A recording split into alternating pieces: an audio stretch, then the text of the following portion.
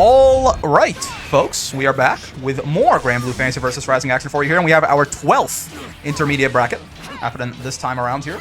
We've got Zoe Sweep, aka Azurzia here, as they are called in the Discord. Right, yes, Ren also, correct. On the Zoe, of course, Zoe Sweep, what else would it be? Versus Tang God on the Percy. We saw him last week here too. So let's see. These are both characters that we don't really get to see too often. I was just talking about before I started up the recording here, right? So we'll see how, especially not against each other either, come to think of it.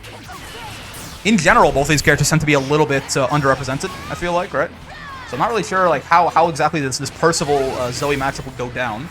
But I mean, right now it's going decently for Azurzia here, Zoe Sweep. They got Percy in the corner. They got one breakpoint though. And Chance got full meter. I was getting with what I would say, but yeah, I was guessing he got full meter, so he finds a hit here. He could very easily just convert into SSBA and murder you, but nope, no such luck. Not the gun. Third of the health bar disappears. Percival's gun, I think, has unfortunately, like, as cool of a buff as it was, I think it did kind of end up being, like, you know, a little bit of that. I mean, that's just good. That just does more damage, even with no stocks, as far as I'm aware. That just does more damage than it used to, right? So like that's still something interesting, but it didn't end up being like as big of a buff as I think we thought it was gonna be. Basically, obviously no one's expecting to see like the 9 stock like U gun 16,000 damage, whatever the hell it does with no breakpoints, right? That's not what you're expecting to see there. But just in general, I think too, it just kind of ended up being a little bit niche. But I could be wrong. Also, I'm no Percy expert. It just from the outside looking in, the Percys don't seem to be like you know, necessarily losing their minds over the buff. Oh, you are in a little bit of danger here. Almost at no health mid-screen. I mean, got some breakpoints on deck, got some meter, possibly try and zone him out. Oh, good anti-air there with the far L, actually. DP's not going to kill here, but now, I mean, at this point, just about anything that touches you will kill. You're on chip distance now as well, and I love the DP to seal it out, right? 66H U-gun does like 15,000 damage. Yeah, I know, but like, you have to get, you know, hit with a raw 66H from Percy after he's at 9 stocks. Like, it just, you know, it doesn't happen that often. It does a lot of damage, for sure. I don't think I've actually seen somebody land it in, like, a real match since that buff was made, to be honest with you. Anyways, 1 round apiece here. Nice. He does have a command grab. You know, it's something you got to keep in mind with Percival there. That's 66H start. Yeah, exactly. Basically, it's got to be a DP. I guess that's something. DPing against Percival is probably pretty scary. Does he have time to, like, if he had 100 meter, could he, like, fully get the 9 stocks and then, like, do the U charge and then also 66H you? Depends on the DP, I guess, but that might be interesting.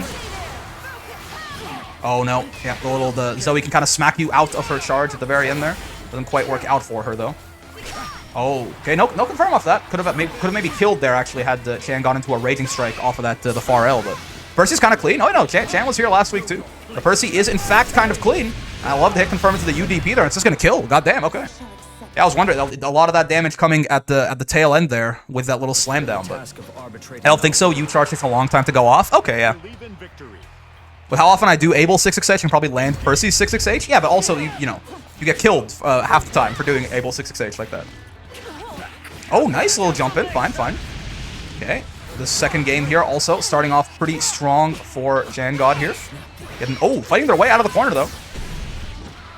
Azurzia. This little any combo where they end up on the other side of you for a sec always looks cool to me. Beatrix has a similar thing with like her H riding free, right? The risk reward is worth it, I swear. You know, keep telling yourself that. Oh my god, you stole the corner from him? Did he just get crossed up? I don't even know. I think he just got crossed up. I'm not even certain. I mean, he got counter hit anyway, so it's not like it mattered, but that was a little bit of a confusing situation there.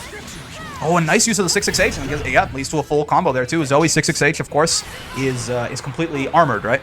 I think it should lose to throws, but I also don't know exactly how you're going to end up like, timing it out to throw that.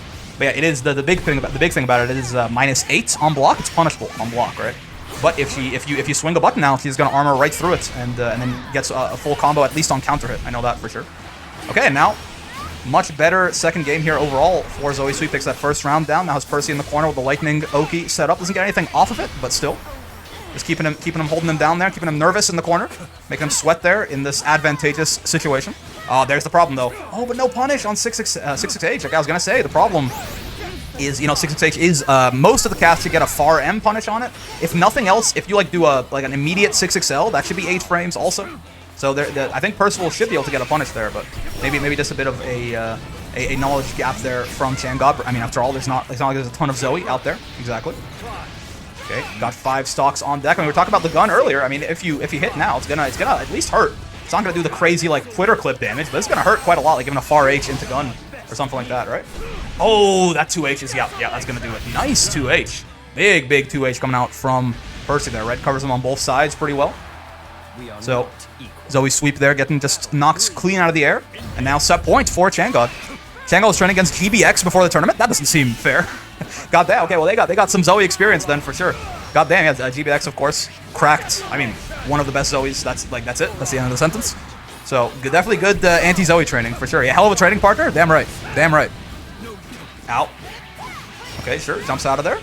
Not bad here for Exelion. Once again, has Percy in the corner, so has to be careful about some of these. Percival can sometimes, yeah, use his buttons to contest at a slightly bigger range than Zoe could otherwise. So, like, spacing him out in the corner here as Zoe is probably going to be a little bit of a fool's errand, right? It's going to lead to him poking you out and fighting his way out of the corner, kind of just like this, right? Kind of how it happens. Oh, punish? Oh, okay. Didn't quite manage it. It's possible Percy's far M is like too slow to punish that, but I'm not certain. It might just be that he's not hitting the button quite fast enough. I'm not quite familiar with Percival's frame data, right? Okay, sure. Trapped in the corner now. Oh, tried to jump out. Oh, no Raging Strike conversion again. Oh, okay. The throw's gonna get it. I was gonna say, Tang God obviously playing very clean on the Percy there. No doubt about it. He took that game, that whole set down 2-0 there. But if I have one piece of anything, I feel like he gets a lot of these nice like stray far Ls, and you can convert just about anything into a pretty nice combo in this game if you just hit up a little Raging Strike right afterwards, right? But yeah, I mean, regardless, it doesn't matter right now. He does take that one down. Exelion, Zoe sweep here, still in it, but just heads down to loser's side of the bracket to try and make the run from there. Yeah, good stuff to both of them for sure, as usual. All right, and here we are back with our next match here on winner's side. And we have Calmia on the Uno, who, you know, regular occurrence here that we see him on stream a lot. We have Horn Guy, aka Pone D here, Pone probably, on the Soras, right? Who is, I mean, honestly, we don't get to see enough Soras. I'm always happy to see more Soras.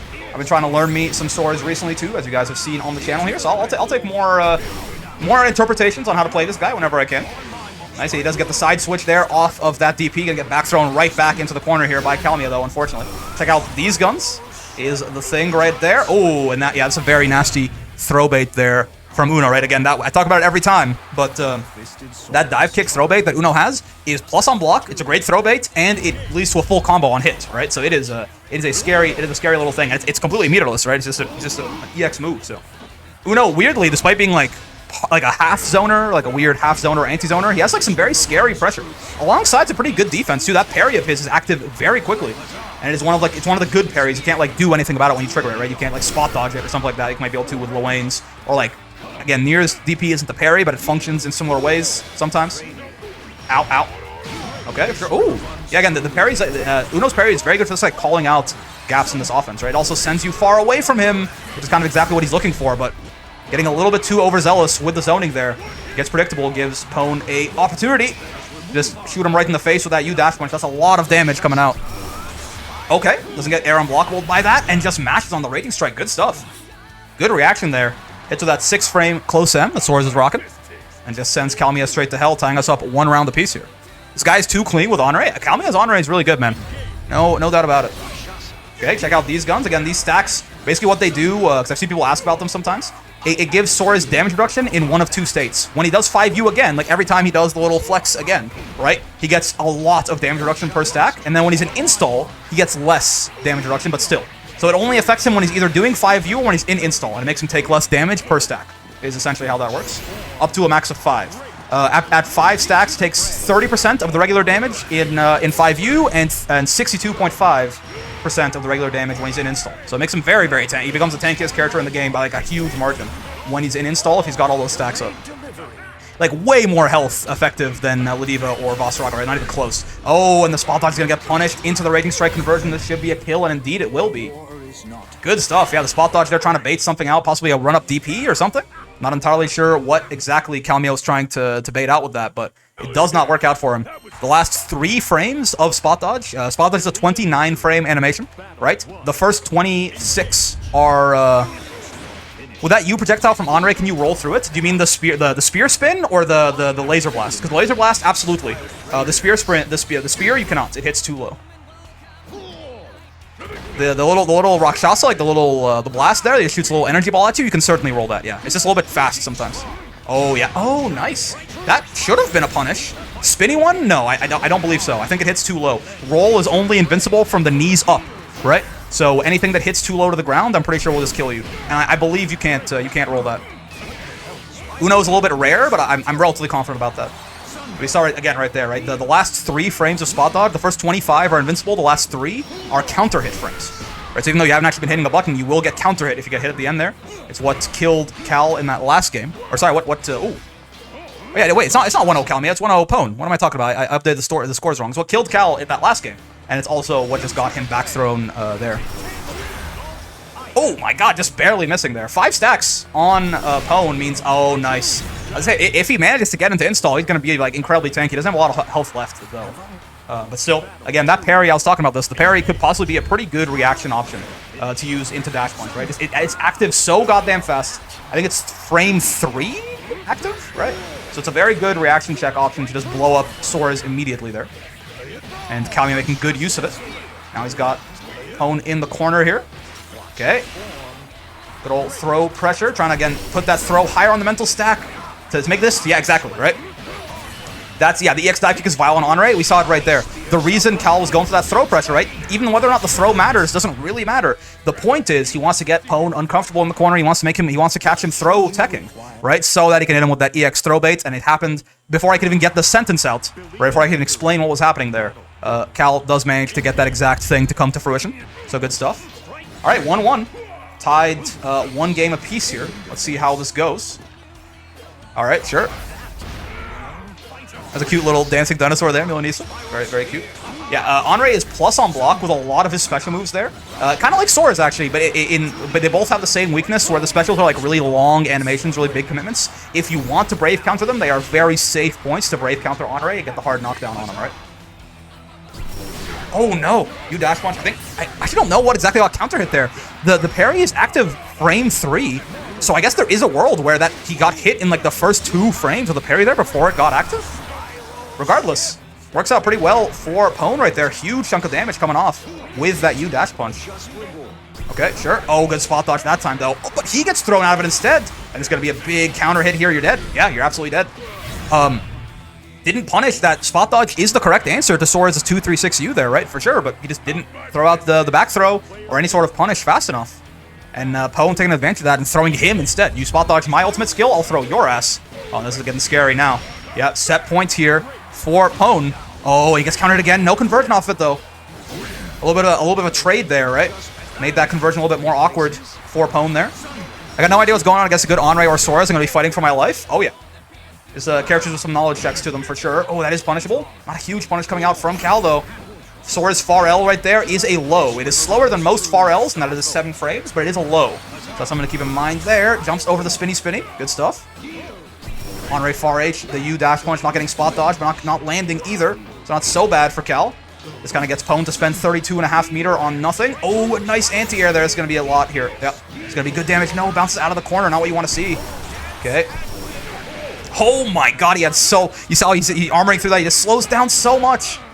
But not enough time still. Cal did not... The timing was weird there. Cal couldn't get the spot dodge off in time. This time it's going to work out though, and that will certainly be a very dead Pone right there. Yeah, it's a funny interaction for sure. Yeah, armor. Exactly. But yeah, works out at the end of the day for Calmia there, as now both players on set point. Okay. Immediate counter hit starts the round here for Cal. Pretty good. Pretty good.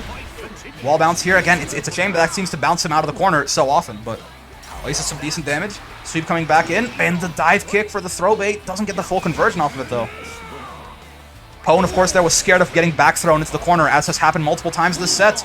Once again, that dive kick's plus on block also, so even if you don't fall for it, you still have to eat some of this Honore pressure, and he spot dodges the U dash punch, and what a clean round from Calmia there to finish that one off. Pone to see a little bit uncomfortable in that neutral, right? Couldn't quite figure out what he wanted to do to get in on Calmia, and Calmia's taking great advantage of that to tie that one up 2-1. Is the air dive kick a high or a mid? It is a mid. You can block it crouching. It's you can block it crouching. You don't have to be stand blocking for that. That'd be insane if that was like that was also like he could throw bait and like high low you at the same time. No, it's just it's a regular thing. But yeah, it's if you throw, it kills you, and if you block, it is plus on block. So it is actually still it's a very, very good move for on-raise pressure, no doubt about it. But yeah, that is going to be Cal moving on there, and Pone heading down to losers. But still, good stuff on the swords there. Everything was going well. It's just in that last round, it felt like Cal just figured something out, right? And Pone was not quite able to make his way in there, but it's fine. We'll see how his losers run goes. For now, though, we'll move on to our next match here. All right, here we are back with our... Oh, man, back with our next match here, and this is... Whoo! She's a bit of... oh, man. This is quite a match. We were talking about Beatrix before I put the recording back on here about how good she is. Just to finish that idea off. It's true, her conversions are pretty good, right? But again, her damage is good. I don't think her damage is like... If they want to nerf her damage, I think she still will be... Like, her damage is not the thing that makes her broken. I don't think. Right? It's not the thing that makes her... I mean, broken in general is a bit maybe of a... That's a bit of a too much. Her damage is not what makes her incredibly strong, right? I think it's 2-2 in general. And all the options that can come out of 2-2 and how much control 2-2 has over the neutral to the point that you can just win for free. The combination of that and the command grab, right? Makes her neutral, makes it very scary to respect her, but you have to respect her. You can't look at it in isolation. It's a package deal. I agree. But anyway, let's talk about her damage is still insane. Her damage is again about 10 to 15% higher than average. It is above average. It is not insane, I don't think. Her average damage off a combo is not as high as like Mir's, for example. Her max damage is not as high as like as most like the truly ridiculous damage characters. Her mid-screen damage is like lower than Ladiva's, right? Ladiva is high damage. Don't get me wrong. I'm just saying. Okay. Anyways, back to the matter at hand here. We have quite the if I can see this much going on in the spectator side, right? You can probably guess that probably it's a little bit tougher for the players here. I don't know exactly what geographically our connection is looking like here, like where both these players reside. But yeah, we're getting a little bit of sweater weather for sure. Regardless, Minagi took that first round down, and now didn't do a secondary back throw in a row right there. Oh god, but nice. The whiffed aerial going to get punished right away there. Is that on-raise 2H? I feel like I don't see that button ever. Now, to be fair, you don't see this character ever. Though we have had back-to-back on-raise matches right here, so that's something. Connection looks miserable. I feel bad for them. Yeah, you know, kind of happens sometimes. Again, I don't regional lock this tournament, right? This is there's no prize pool on the line here. If you get lagged out, it's not like you lost out on some money or something like that. So this happens every now and then. But yeah, this definitely looks a little bit tough for sure. Okay, nice. Parry there is gonna whiff. Unfortunately for Lellan. And thrown out of it there. Minagi not going to react to that Raging Strike. Possibly a little bit of the sweater weather happening right there. These sort of things can happen. Okay, counter hit Scarlet Oath doesn't give her a combo outside of install. The throws are crazy right now. I mean, this is where the throwback could come in, right? Okay, no, not coming out, but another Raging Strike, and unfortunately Minagi not reacting to that. I mean, hey, as far as reactions, sometimes lag can help, right? Sometimes when things are happening like a PowerPoint, if it's like something where it's a lot of really quick decisions, it can actually be a bit problematic. Like stagger pressure is a lot harder to react to or like deal with when you're lagging. But something like a Raging Strike, it can actually sometimes be a little bit good for you, right? If you get a little bit of stutter going on there. But regardless, doesn't matter. For now, Lellan making good use of those Raging Strikes and taking the first game down there versus Minagi. We'll see how things go on from here. Rome isn't built in a day. I imagine it's harder to build Rome with lag. Yeah, the Italians, they didn't have a good enough internet connection to like communicate as they were building Rome back in like 300 AD or whatever the hell. So it took a little bit longer than might otherwise have. What's going on, Goyaba? Welcome. This is not looking good for Minagi right now. You're not dead. But yeah, it's a lot of damage. Now you're in the corner versus Uno. He's got no Brave points. So that's something. I mean, if Minagi can find a hit here, it'll count for a lot. But unfortunately, this gets kind of poked out there. Getting back to a range where Uno's a little bit superior, and Lellan takes that one down. And now, here we go, with set points here for Lellan. -1 on that Scarlet Oath right there, but honestly, a lot of Uno's buttons are quite slow. This could be a case where -1 for Minagi right there at that spacing. Maybe her far L would like beat Uno's far L or something like that. I'm not entirely sure, but Uno, a lot of Uno's buttons, he's kind of like Fairy and things like this, where a lot of his buttons are a lot slower than the average, right? Because they have a lot of them have really big range to make up for it. Rome wasn't built in a day because you're building in 300 MS? Yeah, exactly. Oh, Command Grab's gonna land. Okay, hold on. Chance for Minagi here. I mean, again, Vera, not mandatory for her to be an install to win matches, but she gets a lot scarier in install. Her conversion ability and everything just gets generally a lot better. Does a lot more damage in all sorts of situations. Exhibit A. This is a lot of damage, right? You're eating a lot of damage right here, Lellan. Throw will kill here. Oh, never mind. This gets straight up caught by... yeah, you don't want to jump against Luminaria there, right? Because it is... you can air block Luminaria, but then that'll hold you in place, and Vera can very, very easily air unblockable you from there, right? A lot of normals in this game are air unblockable. So anything that stalls you in that air block animation for a long time can very quickly lead to problems for you if that's how it goes down. Okay, whiffed throw from Lellan, no punish coming out from Minagi, +2 on block with the Scarlet Oath, but does get their command grab mashed on. Good reaction from Lellan there. Again, you know, even in this sweater weather here, they manage it. Mahmoud, hello, cheering for Minagi. Fair enough. I mean, they're doing pretty well right now. Okay, hold on. They are. I mean, this is still set point for Lellan here, right? But I mean, they're in. Minagi's in a good situation right now. Has him in the corner. Nice, the sweep. Luminaria coming in. Okay, 6XL gets parried, unfortunately, and this is gonna hurt. I don't think you're dead. I don't think Uno quite has it like that. Yeah. Oh, but this is probably death. Unfortunately, gets kind of reset into that little spinning spear there, right? Got reset into that. And then it just went sour from there. It's so laggy. Yeah, listen, it does happen. It does happen, unfortunately. It is this little Uno avatar is so goddamn small there. I do tell people to at least, you know, do their best to be like wired up, but I'm not gonna. The point of this is not to connection test people and like region lock it. But yeah, you know, anyone if you can be wired up, do your best. But yeah, and regardless, good stuff there. Nice stuff, Minagi. I mean, you were pretty close to winning that second game and tying us up, possibly making a comeback, right? It's just, at the end, really, it was just a reset, right? The combo dropped, and you got hit with a reset there, and then things went south, so it does happen, it does happen. Yes, Luca plays in lag every single day. It is how it is. But yeah, we'll move on to our next match now, but yeah, good stuff from both of them there. All right, here we are, back with our next winner's side match here. It's actually, this is for top 8 qualification. It's not pools, but, you know, I didn't update the overlay in time, so we're gonna have to deal with it until at least the end of the first game here, but... Lellan here, I'm from Southeast Asia, so it's pretty far. Yeah, I mean, that, at a certain point, the geography gets to be a little bit too much, but yeah, it's fine. It happens. Hey, Southeast Asia folks are, well, if they're willing to stay up, you know, or like wake up early enough to be here, they are more than welcome. It will lead to a little bit of lag sometimes, but it happens.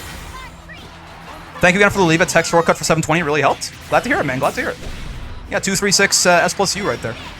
All right. Oh, okay. 2-2U coming out. We were just talking about this Beatrix character and how she is probably quite strong. Let's see how Haku can deal with this. Haku, ooh, pretty decent. Charlotta here does place pretty well a lot of these weeks. Let me change this pools up real quick. This is technically winner's quarters because they'll qualify for top 8. Oh god, it's off center, not like this. But yeah, so Haku is pretty good on this, pretty clean on the Charlotta every week. So we'll see how they deal with the new B Menace right there. At least no one is dragging their PC down to McDonald's for free Wi-Fries. It's true, it's true. Okay, punish. No convert, not 6XL, but still keeps Schurle in the corner here. That overhead coming out of Demon Flip there. Not the scariest thing in the world to get hit by, but, you know, Schurle blocks it anyways. Raging Strike not reacted to. 1 brave point apiece now, but you're the one in the corner here. The spot dodge, I didn't even think about that. Is she even more minus if you spot dodge that? I guess that makes sense, right? But, yeah, oh, no. You did not react to this. You're probably dead, right? No brave points on you. Raging Strike starter in the corner here. It's a little close. It's a little close, yeah. Believe it or not. Okay, hold. Oh, and yeah, Charlotta's SSBA is a great anti-air there, right? Just the pillar, the Exucalibur coming out from Haku right there. That was snatching. I mean, whether dropped the combo, yeah. Whether you want to call that snatching victory from the jaws of defeat or snatching defeat from the jaws of victory depends a little bit on your perspective there. But regardless, Haku at least, you know, when your opponent makes a mistake, we talk about this every week, right?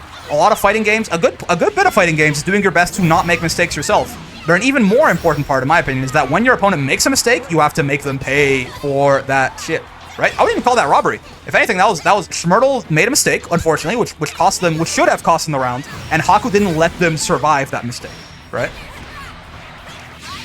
This is gonna kill, I think. This does a lot of damage. 1 brave point. Yep. Okay. Hold on. I'll get you next time.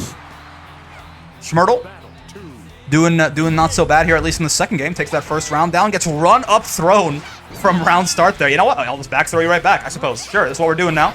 This is how we're playing the Granblue Fantasy versus Rising. This DP is actually, yes, that's a lot of DP is actually surprisingly, it's a little bit hard to punish sometimes, but it's less minus than you might expect a DP to be, right? But Schurle finding that punish, nice and easy there. It's going to be a ton of damage coming out here. DP punish in the corner. Unfortunately, yeah, it is the risk. This is the risk you take, DPing in the corner, right? Nice punish there. Yeah, very solid combo. Not dropping a second confirm there is Schurle learns their lesson the first time. And that is going to very much be the death of Haku in that game. Pain Pico, yes. Peko, possibly. Miwo, my DP is -8 on block. It's a damn good DP for sure. That one's -8. I think the medium or light one that they did earlier is a little bit more minus, but okay, nice. Far L Raging Strike conversion coming out from Schurle here. Yeah, dude, that little Charlotta like Kanabo or whatever it is, like it is hilarious. It sounds nothing like what that should sound like. I don't think it doesn't sound at all. Yeah, like the bong sounds don't sound at all like a metal bat hitting you. It sounds like it sounds like the pipe, you know? Ah, yeah, okay. Bit of a knowledge check there, possibly on Schurle. You do have to spot dodge most of the time. You have to spot dodge that second hit on the way down there from the Charlotta Excalibur, or you're gonna get pushed too far back to be able to easily punish. That is exactly what happens there. But you know, Schurle still finds that round eventually, so we just say they got the punish and go from there. Okay, and now Haku's in the corner. 2-2-H gets crushed by that DP. Makes sense. Is how that's gonna work out. You can't low profile most of the DPs in this game either. So 2-2 not gonna work out for B right there. DP coming out, fine. This is scary now. I mean, at this point, a good corner combo from Beatrix definitely means the end of Haku, but he finds a hit here. Raging Strike conversion coming out. Sure. The corner. These noises, man. It sounds like a car crash, right? It sounds like the metal pipe meme. Like, it doesn't sound like what this I feel like should sound like at all. But it doesn't matter. It doesn't matter. Man, this sounds like the Berserk anime. That's a great point. Yes, you're right. Yeah, it does sound like the 3D Berserk, like the gung gung gung gung. It's not bonk at all. It's like, again, it sounds like a car crash. It sounds so strange. Oh god, no. This is gonna be bad for Haku here. I mean, this is set point now for both of these players. This is a much better situation for Schurle. Has Haku in the corner on this Beatrix. This command grab though. Street Fighter cat breaking bonus stage. Yeah, car breaking bonus stage on MP3. Yes, exactly. All right, hey, well, Haku once again has kind of fought their way back out of a bad position here. It's gonna be a wall bounce, big damage coming out. Thunk. Yeah, it's a thunk. That's right. It's not a bonk. It's a thunk, thunk, thunk, thunk. Oh no, I guess the Raging Strike mash bounce is very scary, but they have clock. That should be punishable. They don't get the punish in the Raging Strike. I think they tried to brave counter that, right? I guess they were probably trying to brave counter the DP in their panic there, but they missed. They waited too long. It ended up being a Raging Strike, and they got punished for that by that little Blanca ball there coming out from Charlotta. Bit of unfortunate for Schurle there. Game of inches for sure, right? If they had managed to punish that, definitely would have gone their way, right? But it is what it is, I suppose. By inches, exactly. That is very, very close. Good stuff to you, Schurle, of course, but that is going to be Haku moving on to winner's side of top 8 here. And Schurle's still in it, but you know, this has to go down and fight their way through loser's bracket right there. And I mean, that Beatrix has been looking really scary, so loser's bracket is not going to be happy about that one. But we will be moving on now. All right. Here we are with our next match. It's actually on loser's side of the bracket here. Losers round 2, and we have, you know, the two characters I currently am having the most fun playing, and the only two characters that I am playing, I guess, consistently right now. We got Melody on the Lediva here versus Horn Guy, aka Pone, on the Soras. I do have to root for the Soras, or sorry, for the Lediva, is what I was gonna say. I do have to root for the Lediva, of course. It is how it goes. You know, both of these characters pretty cool. I think I got no issues with anyone here. Okay, 2M into the Lariat there.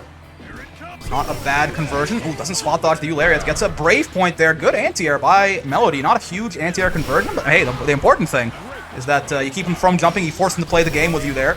Oh, yeah, and so here's the funny thing, right? You saw right there, that was... I'm pretty sure, unless he hit a button there, regardless, you can't armor through guard crushes, right? Guard crushes like Lediva's Headbutt or unblockables like Lediva's Headbutt or guard crushes like U-Lariats will just break through super armor entirely, right? It breaks through Vasaraga's U-Tackle again. Yes, Blue Headbutt kills Sora's armor, yes, exactly. Any guard crush or any unblockable will just go through shit like that. It goes through guard point, too. So that was a little bit of an interesting interaction we saw right there, but... The Battle of Beef? Oh, yeah. Okay, nice. Far M Headbutt there. Just puts him right in front of Lediva for some Oki. Works the crowd right there. Next SPD gonna get a damage buff, but even if it whiffs though, it will still consume that buff. Okay, nice JH. Keeping the pressure up. Ooh, got countered mashing on the headbutts there, but no huge conversion from Melody, unfortunately. At least has Sora's closer to the corner now, but Horn Guy fights his way out. Pone now has Lediva pushed over all the way to the... Sora's can push you so far off a block stun alone, man. It is insane how much this character can just bully you into the corner, and the preemptive brave counter there from Melody getting counter hit out. And Pone going to be taking that first game down in pretty clean fashion here. We'll see how Melody can try and adapt on this Lediva, but It's looking a little tough so far. Okay, JU, nice. Big, that is Lodiva's main cross-up button right there. It's best to just spot dodge, grab for the guaranteed punish, and meter denial and knockdown. Yeah, absolutely, of course, yeah. Just spot dodge the grab. Well, okay, just because, just to be completely open with everyone in case you don't know, spot dodge is not throw invincible. Do not do that. Do not spot dodge any grabs, please. Spot dodge just loses the grab straight up, but also, you know, re-jerk slash J right there. Please spot dodge my grabs. Ow. That's a hell of a sentence right there. Forgiven. I'll get to you in a second here. Keep spot dodging command grab, please. Yes, exactly. Ooh, oh DP. That is gonna be like it is like minus. I forget exactly how minus that is. Is that -6 or -8? Regardless, should have been punishable there, but unfortunately Melody not quite able to take advantage of it. Oh, okay. But 2M U Lariat is gonna work out gangbusters there. Forgiven. A system overhaul. I don't know if it's gonna happen. Also, Roxus does not run SF6, but. I roll able command grab for the mental damage. Hey, roll will work sometimes. Yeah, that's true. Not all the time, but sometimes. Yeah, just not quite getting the full conversions off of those headbutts there is Melody. Gonna get a good, okay, that's it. There you go. It's pretty decent anti-air conversion, at the very least, off this 2H. Ow. All right, +4 on block there. Yeah, that's that H rock smash from Sora is there, +4 on block, right? So you can't really mash safely after that unless you really call out him trying to go for a throw or do something else with a big gap in there, right? For what's worth, those games you were looking at went through, they're just not showing up. According to the score report channel, Roxus 1 versus Collision 2-1. Oh, okay, cool. Interesting. Fair enough, yeah, we just didn't update the bracket, that's fine. Okay, you dash punch, there's going to be -4 on block, actually. So it is Melody's turn after blocking that. It's definitely their turn after spot dodging that early on there. This could very easily be a dead Sora's here. Stop the combo a little bit too early, though, yeah, so Sora's does get to live. Could have gotten a little bit more out of that without running into combo limit, but still fine. They get the reset into the command grab right away. And it's going to work out there. Melody tying that one up 1-1. I figured since SF6 is a fighting game, it was Roxus that made it, you know? Truly, that is an interesting... yeah, no, it's Capcom, right? But yeah, a system overhaul for this game? I don't know if they, like, will. Oh, goodbye, Kirbio. Oh, switching to Beatrix. Now, hold on a minute. I have heard tell... I mean, I've played some Beatrix, or against some Beatrix as Lodiva. A lot of the Lodivas I know don't really like this matchup. I don't know that it's, like... that ass, in my opinion, but Beatrix is just a much better character than Lodiva overall, right? So, Roxus, please put B in SF6. Okay, sure.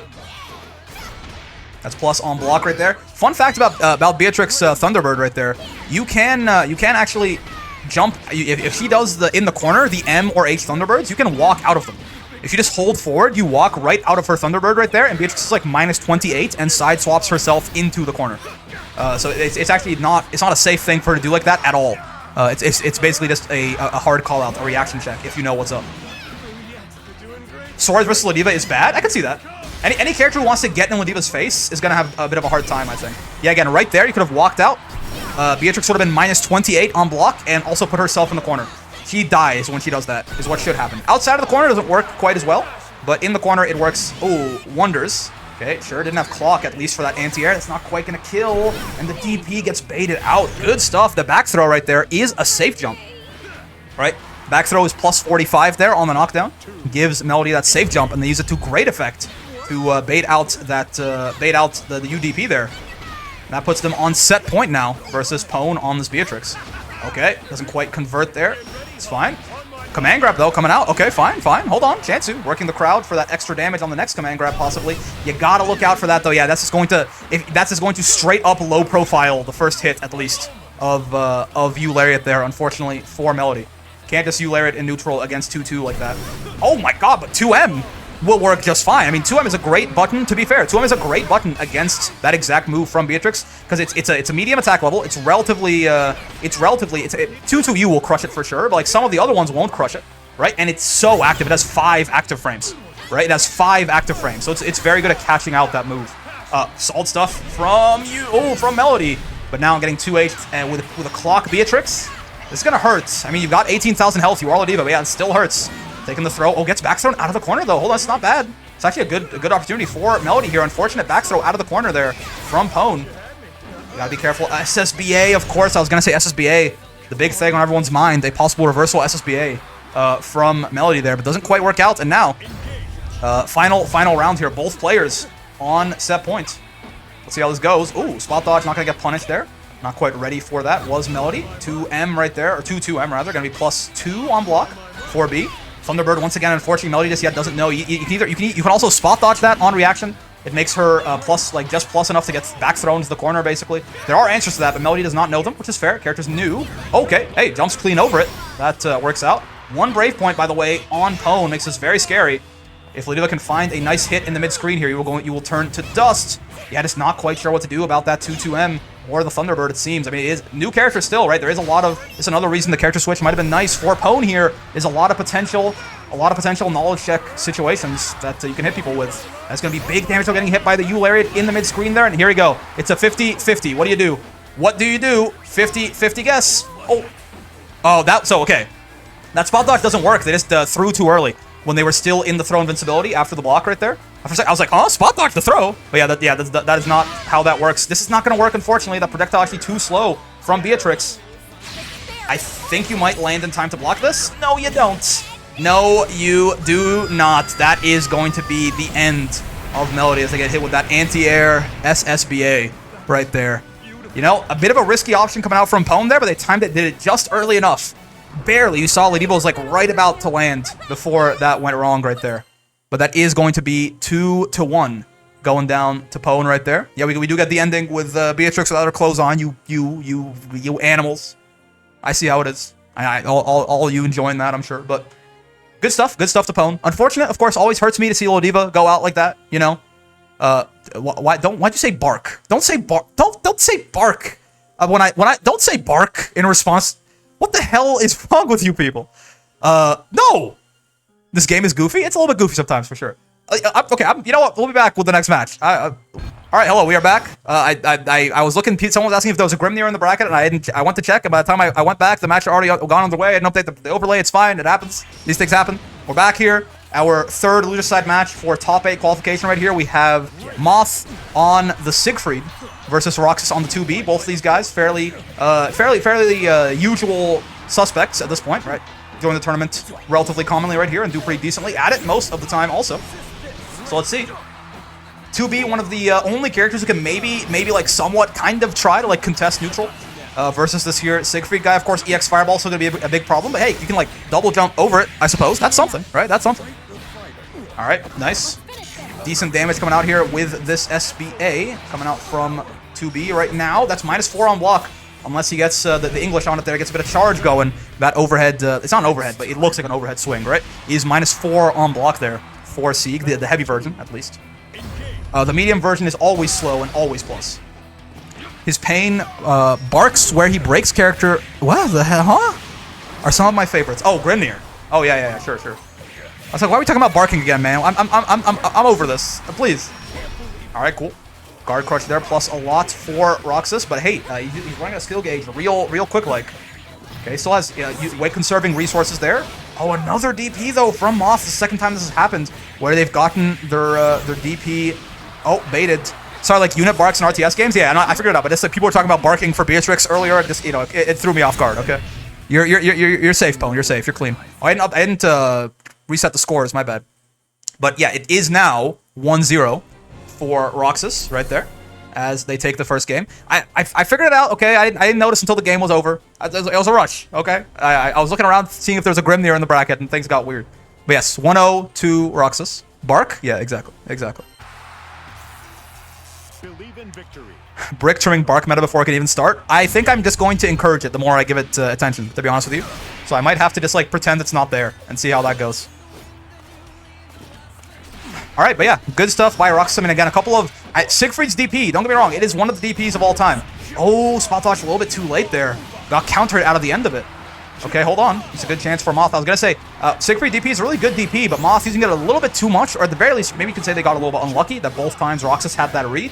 But yeah, I would be very careful about DPing quite as often as they were. Or trying to DP quite as often as they were out of pressure in this next game. For now, it doesn't even seem to matter. Yeah, don't need to worry about how my my defensive options look. Yeah, had to jump out there, try to do something to avoid chip, right? I mean, probably a DP would have been the best option there, but it's hard to decide in that moment. It can be really scary, right? But yeah, it's one of those things where it doesn't matter. You know what my defensive habits are. If I just put you to the corner and I keep you in the corner that entire time, the ideal round of some Granblue Fantasy versus Rising there. So Yeah. Grimnir is a huge nerd. I'm a big fan. He wants to be cool, so he kind of in like a weird way. He's like kind of reminds me of Chip a little bit, or like they both like have something that they think is really cool. They're trying to emulate, but they're just being like really goofy about it the whole time. Grimnir Lawade matchup intro. I can't even imagine. It's the goofiest shit in the world. Oh no, that is not going to be a conversion. No punish, at least. That's good. That's good for Roxus right there. Moth a little bit too far away there. Also, Grimnir Beatrix. That sounds fun. Oh, the light one there actually I think is usually fast and minus. So I'm not sure if spot dodging that is actually safe or not, but regardless, it works out for Roxus right there. Guard crush. Wait, no guard crush. Huh? He just blocked the hammer? Isn't that hammer supposed to guard crush 100% of the time? Am I missing something? Well, regardless, that back throw with the one brave point, they're going to do 20% extra damage to Roxus. And that's going to tie us up 1-1 in games. Only on sweet spot, really? Damn. It would be a privilege to spar. I guess all the 2Bs I've ever fought have just spaced it out really well, because I don't think I've ever blocked that thing and not gotten guard crushed, but good to know. If Soul B-Girl is mean to my boy Grimnir, I'll never forgive her. He'll probably call him a dweeb or something. Who knows? Hey, Satoshi, what's going on, man? Hammer part of the hammer has to hit. I see. 2B has setups for the guard crush? Yeah, I guess so. That, like, auto-space it for her. Okay, that's plus. Oh! Actually, you know what? Yeah, like, that time he did get enough charge to actually be plus, but again, Moth kind of holding back and Roxus taking advantage, I suppose. Works out. Also, unblockable setups? Yeah, but they, like, use... Especially after the nerfs, it uses, like, 10 of her skill gauge. It's not worth it, really. It's really not. Alright. Oh, okay, jumps clean over the Dragon Ball Fighter's auto combo there. It is an option. Right, if 2B's just going to be whiffing, yeah, if they're going to be whiffing that button over and over in neutral, right, just trying to hold you down, you can certainly just jump over it. Those U-balls also have quite a hefty startup, right? You could, I mean, Siegfried doesn't really have a good move to, like, run at her and punish her for that, like a big neutral skip, like, dashing forward move, but you could probably, like, actually wonder, I mean, I guess probably just run out of it straight up. I think you do have enough time to just dash out of that and get in her face for it. Regardless, though, it does not happen right there. This is bad news, Bears, man. No brave points on the side of Roxus. So much damage. I mean, you're already taking so much damage from Siegfried all the time, let alone you're taking 50% extra because you have no brave points on you. That is an unfortunate fate there. That was like 3 little interactions to kill Roxus right there. No brave points getting hit by Siegfried. That is not where you want to be. And now, that takes us to set points with Moth actually coming back from being behind in the bracket here, or being behind in the set, to possibly closing it out here and eliminating Roxus in this next round. We'll see. We'll see how this goes down. Okay, nice. Little match there. Takes her turn back. Oh my god, Siegfried far H. So big, but no proper conversion off of it from Moth right there. Balls plus a billion right there. Avatar 0 BP versus a 3-stack Siegfried is so funny. We don't even have to, yeah. It's, you know, that's too much. That's too much. Avatar 3 BP versus a 0-stack Siegfried is already funny, to be honest with you. Alright. Raging Strike in the corner here. I mean, one brave point on the side of Moth now means that if Roxus hits him, it'll hurt quite a bit. 2B, not the highest damage character in the world, though. Yeah, doesn't make it hurt that much when she hits you. If you can convert anything into SSBA, though, here, he could have done that, for example, I think. Okay, you Fireball. What's the move? Has meter for another one. Gets the meter refund there, of course. Oh, nice spot dodge. That is so clutch. Spot dodging that, the little flippy dippy there from Siegfried gives them a full punish into SSBA. Doesn't even need the full cutscene. And now it is set points for both of these players right here. One way or the other, one of them is heading out of the bracket, and the other one is heading to loser side of top 8. Let's see what it's going to be. That was a very good decision there. Out by Roxus. In the heat of the moment. It's tough, like, spot dodging, like, react to that and spot dodging it, or even making that, like, call that, like, guessing that he's going to do so and spot dodging accordingly. It could get you killed in a lot of circumstances. Good backdash away from the Raging Strike, but again, yeah, Roxus just making some very good decisions in the heat of the moment right here. Plus on block off of that chain, of course. Okay. Whiffed throw. Nice little punish there by Roxus. Nothing huge. No skill gauge on them, really, anymore, which is a bit of a problem now. Not going to get a full combo off of this, but you're in the corner against Siegfried. This is not where you want to be. Another brave point spent here by Moth. Doesn't find the conversion off of the far edge, but gets a little bit antsy that time versus Rekka. Does Roxus, unfortunately. Gets a little antsy, gets caught jumping by that same flippy dippy that they punished earlier. And that is going to be Moth taking that one down. Great stuff, honestly. Very well played set from both of them there, if I do say so myself, right? Like, that was some very tense moments and some very good decision-making in the end from both of them. But in that last little bit, that patience that Roxus has been doing the whole time. They've been such a good person. They've been such a good boy. They've been making all those good decisions. And they got to the checkout aisle. They got to the cashier. There was a Twix bar right there. And they were out of self-control. They jumped up. They got hit. And that is going to be Moth taking that one down. But great stuff to both of them, as always. All right, here we are with losers side of top 8. And we have, pray for Raha. Yes, we have quite the matchup on our hands here. I mean, to be fair, I don't think I've seen too much of this. But just, on paper, I can't imagine. But we have Schurle on the B here versus Raha on the Fairy. But to be honest, listen, a lot of the times I see like, oh yeah, this matchup should be bad for Fairy on paper, and then Raha just kind of wins anyway on this Fairy here. So we'll see. But Beatrix might be a bit of a different beast. Yeah, okay, yeah. Exhibit A. Oh no, drops the combo. I was gonna say you're already dead. But Chansu for Raha here potentially throws him into the GG. Nice weight too. This should kill, right? Yeah, into SSBA. One hit into SSBA. We have learned will connect, and just like that. Raha taking that first game down, actually got sent down here by another Fairy, Cal, their fellow brother in Fairy right there. Sent them down here in a mirror match. Never heard of this Calito person? Have you heard of them as perhaps the god of back throws? Is their other name? Oh man, that command grab was a little bit bigger than I gave it credit for. I did not think she would actually hit from there, but she did. Got clock up now. 2-2H obviously is now a gun pointed straight to your head, but it's also unpunishable for Fairy, isn't it? Can Fairy not punish that? How fast is her 2L? Is her 2L 6 frames? Is her 2L reach? Please tell me Fairy can punish that move. I know her 4L certainly won't work. It's too slow. But can her 2L not punish that? Oh god, 2-2U. Okay, doesn't get a full combo at least here. Nice back throw. Shades of Calito there and the DP. Ow. Gets caught matching there, and that is going to be one round apiece here. Schurle taking that one down. Command grab is the same range as normal for B? Really? I swear it's a little bit bigger than regular throw, but I might be wrong. Fairy 2L is quick, but not enough range to punish? That's insane. Fairy can't punish 2-2H? That is... yeah, this matchup is... Because, like, the one thing holding that unreactable, like, half-screen, full combo with clock move back is the fact that it's unpunishable. Or that's punishable. This might be... This is a bad matchup. It's a bad matchup. That's really sad. If I'm Schurle, I'm spamming 2-2H over and over and over and over and over and over and over and over. I'm just not doing anything else in this matchup, right? I mean, for now, Raha has them in the corner here. 2-2U, gonna be safe on block, but minus. That's a lot of chip damage. God damn. I was not ready for them to be on, like, chip distance from that, right? That's, yeah, that was a lot more chip than I expected that to do. But yeah, Raha was just dead after that. They had to spot. They had to hard call out the DP with a spot dodge there. And they weren't able to, unfortunately, as Schurle takes that first round down. 2-2 does insane chip even on full BP. I don't think chip is multiplied by your BP. I don't think you take more chip for being low on BP. But yes, it does do a lot of chip, clearly. Uh-oh. Counter hit, close H starter. Again, Fairy, also a character with 15k HP. You're going to build SBA here. Oh no, the combo drop.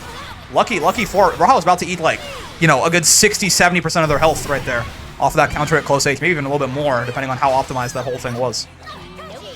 This matchup is rough. Raha is doing so well, though. Raha is cracked on this Fairy, man, but this is, if Schurle doesn't know that Fairy can't punish 2-2H, that's something.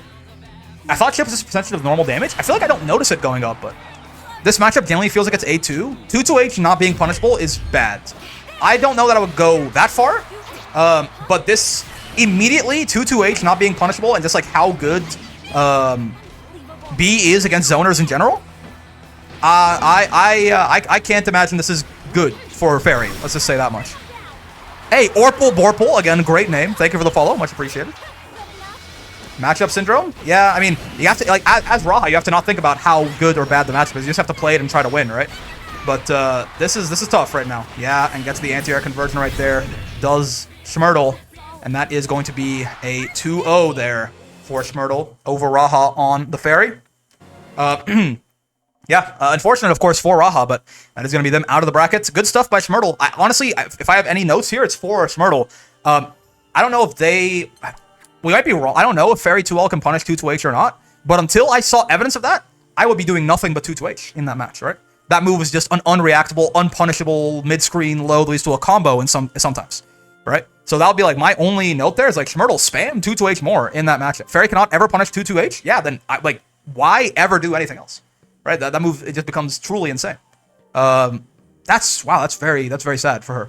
Regardless, though, great stuff by Schurle. And we will be moving on now to our next match of loser side top 8 there.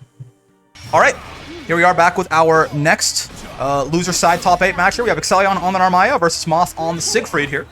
Again, both... Wait, the spectate mode is properly displaying both ranks now. Has that always been a thing? Usually it just says that Moth, like whoever's on the right side, says that they are in F rank, right? Why is it displaying both of them? Yeah, cool. Anyways. It was bugged earlier? That's how it always is. Just lucky this time? I feel like it always shows F rank. I feel like I've never seen anything else, but yeah. Oh my god, nice reaction with that SSBA. Does F rank actually exist? Yeah, but you can't get there, I'm pretty sure. Nice SSBA reaction to that overhead there. One Brave Point on the side of Moth. He's pretty close to the corner, too. It's possible that Exelion can get a pretty nice combo off here. Doesn't quite manage it, though. Maybe with the H, Rekka could have done something. Okay, can't really take any real more hits here, can Moth, but doesn't need to. Back throw in the corner, back throw incident. Works out pretty well right there. Now, when you haven't touched ranked, the game, when you boot it up, asks you a question to see how like, confident you are in playing fighting games before you ever touch rank. If you answer that question, you'll be put in either D, C, or B. You never get put in F rank. Alright, sure. Ow, ow. Good little, I say little. Good little corner combo from Siegfried here, aka I'm pretty sure Exelion's dead, actually. Yeah, no, he is. Ow. Yep, that SBA does a ton of damage. This character does a ton of damage in general. And that is going to be a very, very dead Exelion there. There's also a white square, too. Interesting. Good stuff by Moth right there, converting that whole corner combo. F rank should be a game mode? What does that even mean? It's okay, you can bring it back? It's true. I mean, it's only 1-0. It is best of 3, but... I was going to join this tournament, but seeing this match, I'm happy having a burnout. Oh, fair enough. But yeah, if you're not having a good time playing the video game, taking a break is always a good idea.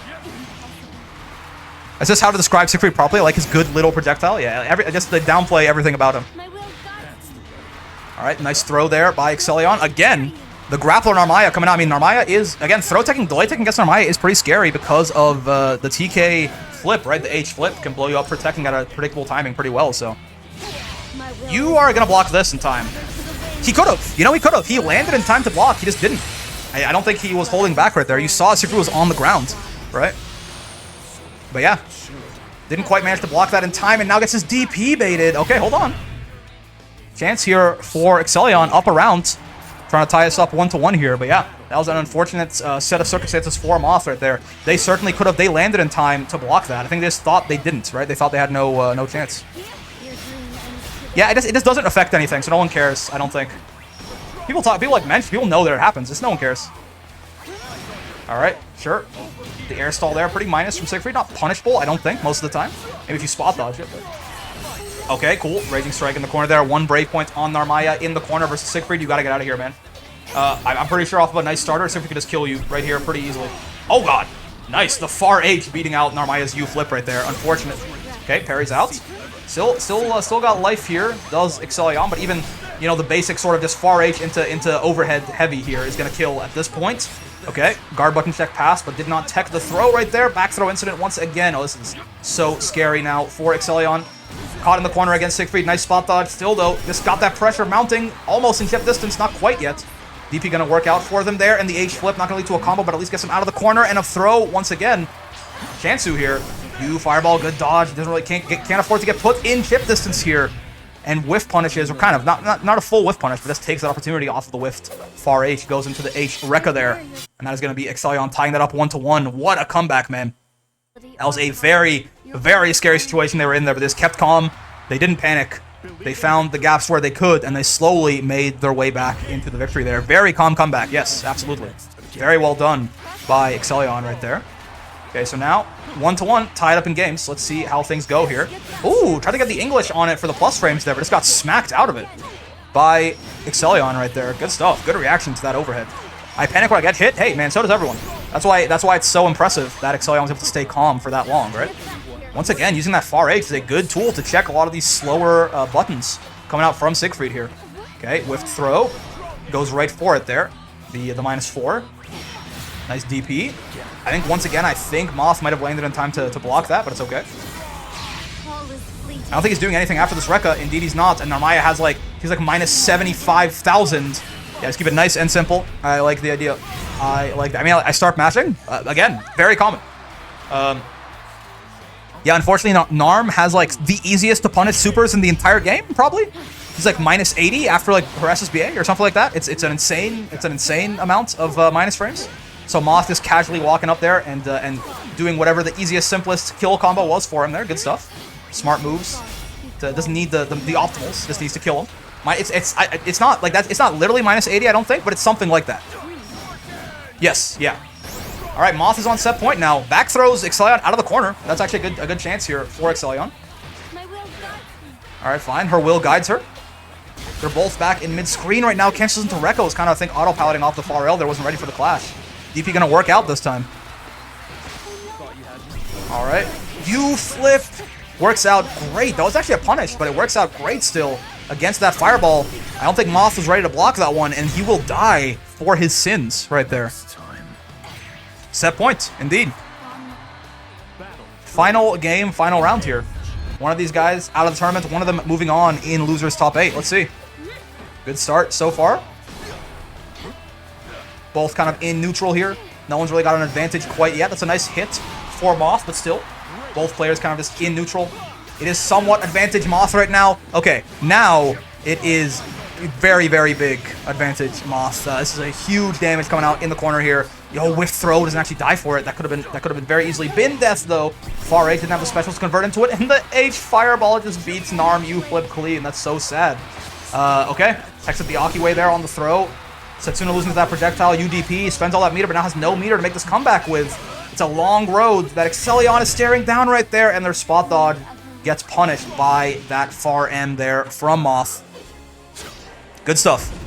Good stuff to Moth on the Siegfried right there. Almost had that slip away from him, right? It's definitely the kind of thing that, like, when someone is making that comeback, they make that really strong comeback against you, and then they're on set point. Like, it can very easily get away from you, right? But Moth staying calm also for his part, you know, keeping his mental calm and taking that one down. You'll have to see it. Good stuff from Exelion, of course. Insane comeback in that one round from them, and just to even take that game to a final round situation from where it started. Right, it's very good, but unfortunately that is going to be them out of the bracket right there. Wait, what? Wait, huh? Wait. Oh, I got so confused for I was like Haku on the Charlotta versus Calito on the ferry, and I was like, wait, no, it's wait, Grimnir? People must have been talking about this in the chat. I missed this. Okay, cool. Yeah, Cal is, you know, long-time ferry player. Apparently has decided to pick up the ferry. He went from ferry to ferry. You know, he went from ferry to ferry and is now on the ferry boy Grimnir here. So we'll see how this works out for him. I mean, he's fighting for winners finals potentially here. So we'll see. All right, sure. Nice damage coming out from this dude. I can't fucking listen to this Kanabo anymore, man. I can't do it. This goddamn boom, boom, boom, boom, boom, boom, boom. Yeah, Durdur, you get your wish. There's a Grimnir right here. Okay. Oh, gets clipped by the overhead there. Again, I usually mention that the overhead is not really that scary. You might as well just take it a lot of the time to make your mental stack less full of stuff with Demon Flip there. But unfortunately, when you have no Brave points and you're low on health, it very well will be a problem there as it kills you. If it's going to kill, you know, you can't really ignore it, basically. All right, sure. Wall bounce coming out. Grimnir with the seals in the corner here is going to be pretty scary. Oh, DP's out of that. I mean, at least they're out of the corner. But yeah, you are eating this combo now, and Grim can get a little bit of he gets a pretty scary mid-screen extensions if he's got the seals up. He did one right there, but couldn't get much more. Still though, pretty decent damage for it being a mid-screen right there. You must sanction that Grimnir plays his intro out. Ow. You know, I don't think I have the desire to sanction that, but oh god. Nice 2H there on Demon Flip. No big conversion from Cal, unfortunately. This is gonna work. I think I see him hitting the button. He is indeed. All right. Dude, what a fucking nerd. Hi, Mr. Brick. How late am I? No, we've been live for like a couple hours. That's not that big of a deal. Add some monsters from DBFZ into Rising and make his intro unskippable? No. We don't have to do that. We don't have to do any of that.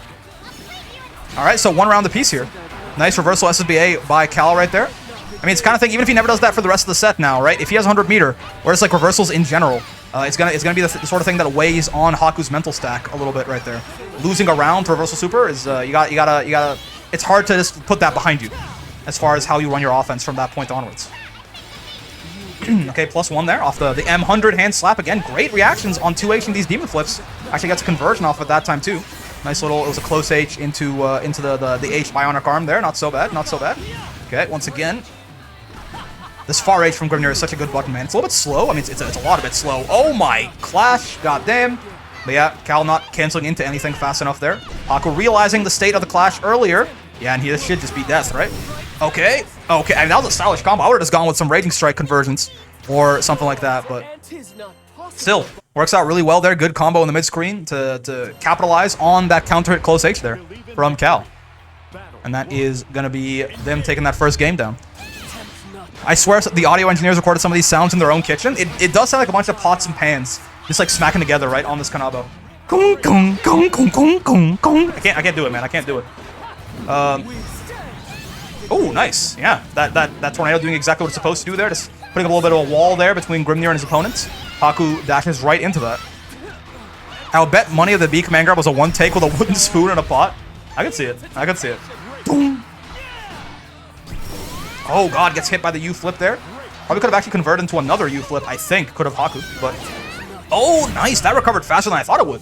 I saw him landing with, I believe that's Grimnir's JU, right? The little downwards energy ball there. But yeah. Tornado better shield than Vayne 2-2X, unironically. This, but unfortunately, legitimately unironically. Vayne, but, you know, it is how it goes sometimes. Alright, nice zoning coming out here, keeping the Charlotta at bay until he's ready to go in himself. I mean, he's got all these seals set up. If he can find a hit here or just find some corner pressure, it's going to be pretty scary for, oh god, for Haku here, but no such luck now. Cal in the corner versus Charlotta gets his DP, baited out. Oh, no conversion though, and Raging strikes the Demon Flip. Huh? Okay, sure. Nice, some pretty nice damage coming out there. I mean, one hit from either player probably kills here, and especially from Haku. But Calito has 50 meter now. Okay, never mind. Spends it on the DP right there. Are you hitting a button? You know, turnabout is flare play. Yes. Woo! Turnabout is fair play, as they say. You killed me with reversal SBA. I'll kill your ass with reversal SBA. Why not? Intermediate is becoming the Raging Strike bracket. It's a good move, man. It's a reaction check, sure, but like it's such huge mental stack to Raging Strike someone, right? Now I'm gonna hear the thunk sound when I play against Charlotta too, not just Percy. We have to ban the Kanabo. Ban the Pan, ban the Kanabo. Alright. Oh, yeah, plus on block there. Off that JU. My brain cells are not in good condition. I can feel myself getting... Yeah, see, so I'm talking about Grimnir can extend his combo so much with those seals mid-screen. That is so nice for him right there. I mean, this is like... Look at this damage, man. From mid-screen on like a renewable resource. Are you dead? No, okay. Do you spot dodge Charlotta super on reaction? If you aren't doing anything, Schmurtle, like if you weren't already committed to a button, yes. There are no supers that happen immediately after the super flash, except for the command grab supers. Ladiva's SBA and Avatar's SBA, and Bub's is SBA. All of those, once the super flash has happened, the command grab is 0 after the flash. For anything else, if you're not already committed to a button before the super happens, you can on reaction, spot dodge, DP, do whatever you can, as long as you're in a state that allows you to do so, right? Which is why that can be a little bit risky sometimes if your opponent is baiting it out. Siegfried Super 1? Oh yeah, you're right, yes. I learned this recently. Siegfried SBA is a god. Yeah, you're right. It's so goddamn fast. I got anti-air with that shit, and I was like, I'm gonna land in time to block. No, it completely freezes you. It's insane. All right. Oh, tried to spot dodge at the very end there. Yeah, total. It's actually nuts. Total freeze. You're right. All right, sure. Nice DP there by Cal. It is set point for Cal, by the way. I've been talking too much about reversal SBAs here. Cal is on set point. Ow. Ow. Okay. Haku staying in it. Yes, it freezes time for some reason. Listen, the greatest magic of all is Chronomancy. Or that's what I've been told. So, the Black Dragon spellcaster that he is. I feel like I've seen way too many people in this bracket waste 100 meter for nothing. Listen, man. That's how it goes. The people are doing their best with what they can in the situation. It's tournament, you're scared, right? I'm not gonna backseat anyone too hard here. Plus, a lot of times they spend 100 meter on, like, you know, reversal super or something like that, which works out pretty decently. All right. Okay. By the way, it is set point for both of them right now. No brave points on the side of Cal is pretty scary. I mean, Charlotta can do a lot of damage if he gets a good starter. Grimnir has 16k HP. He's not like Oh, okay. Yeah, sure. This is, again, like, this is bad for Cal right here. This is you, okay, he doesn't have meter. Okay, you might actually have been, oh, no, okay, no, you're just dead. Yeah, you're dead. Straight up. Raging Strike, Raging Chain. There should be, like, no way that you survive this. There is not. Yep. Unfortunately for Cal there is what I was talking about, right? No Brave Points, taking 50% extra damage right there. And that is going to be, honestly, just your entire health bar. I'll take your entire stock, good sir, as Haku sends you to the Shadow Realm right there. So Haku now in winners finals of the tournament, and Cal heads down to loser side. It's top 8, right? So first to 5, isn't it? No, sir. All of top 8 will be best of 3, or first to 2, rather, until winners finals, losers finals, and grand finals is how that's going to go.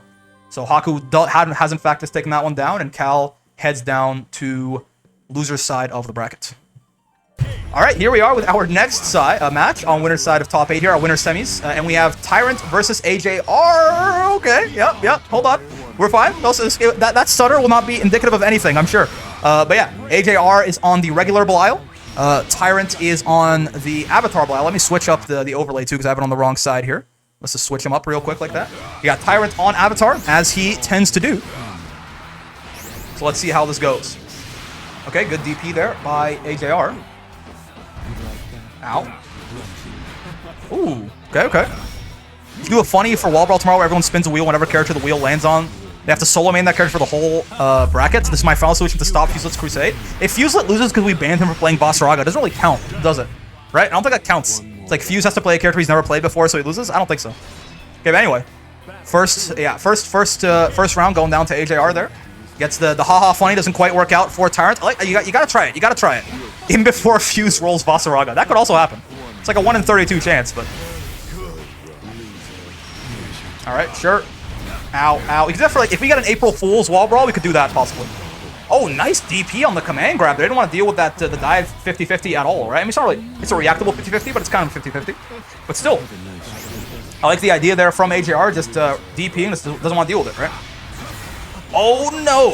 Gets called out running up there. Yep, and you should just be dead. Ow, indeed. And so our creator will perish. Dead as hell. Wait, you say so our creator will perish? Wait, what? Was that a special voice line for Belial SBAing Avatar Belial? Yeah, at the end there, it sounded like he said, so our creator will perish. Who's he talking to? Weird. You can say it rarely? Oh, okay, interesting. Like the first time I've heard Belial say something that wasn't like in a whisper, in like some weird sexual predator whisper. Mashing on plus frames is okay. Listen, AJR, he's a madman. Oh, dude, mashing on the command grab though, that actually is okay, unironically. Good stuff by AJR that takes that first game down. And we're talking first to 2s right here.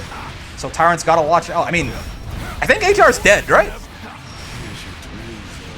I think AJR's dead. No, okay, no, Tyrant's not going for the full thing. I guess he didn't believe so.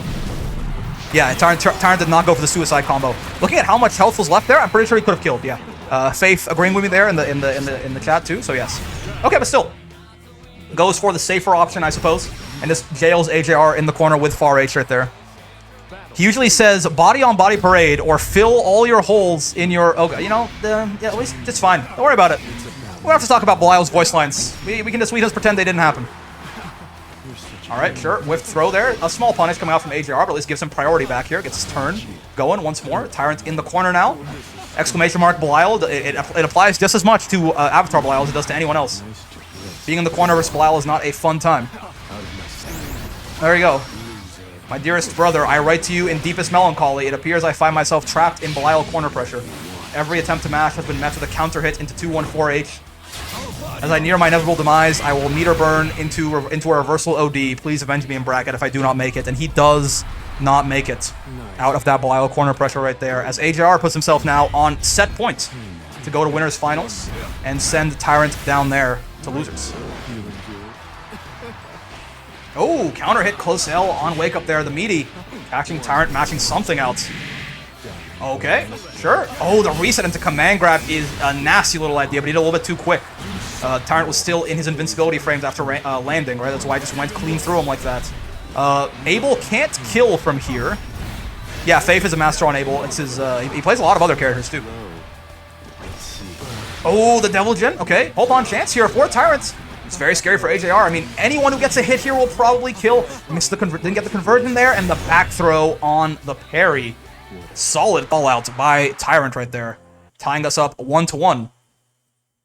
Not going so quietly into that good night just yet. Hello, gamers. How's my son Collision doing?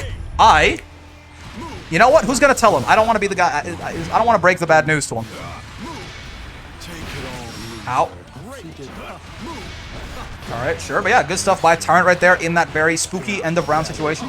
Kept it calm, right? Made that comeback. Ties it up 1-1. But now a good start to the round here for AJR. Gets the command grab. Exclamation mark Belial as always. Ooh, no, never mind. Hold on. The answer to exclamation mark Belial is just to back throw his ass. That's good to know. It's good to know. The character is cocaine. That's a good way to describe Avatar, yeah. Okay, sure. I mean, one touch from either person kills. Oh, well, okay, fair enough. A touch that can convert off of is what I meant. Oh, this counts. Yeah, this is a wall bounce. Nice. Okay, hold on. Set point for Tyrant now. Turns it around on AJR here. AJR facing demotion down to loser's side here. Let's see. Good start. That U skill is goated? Oh, yeah. Able 2-1-4U. Very, very good U skill for sure. This is scary now for AJR in the corner here versus Avatar. Gets Goomba stomped, crouching. Gets the crouching confirmed there. Forces crouch, in fact. So now this is a lot of damage coming out. You're not dead here, but, I mean, you're pretty close.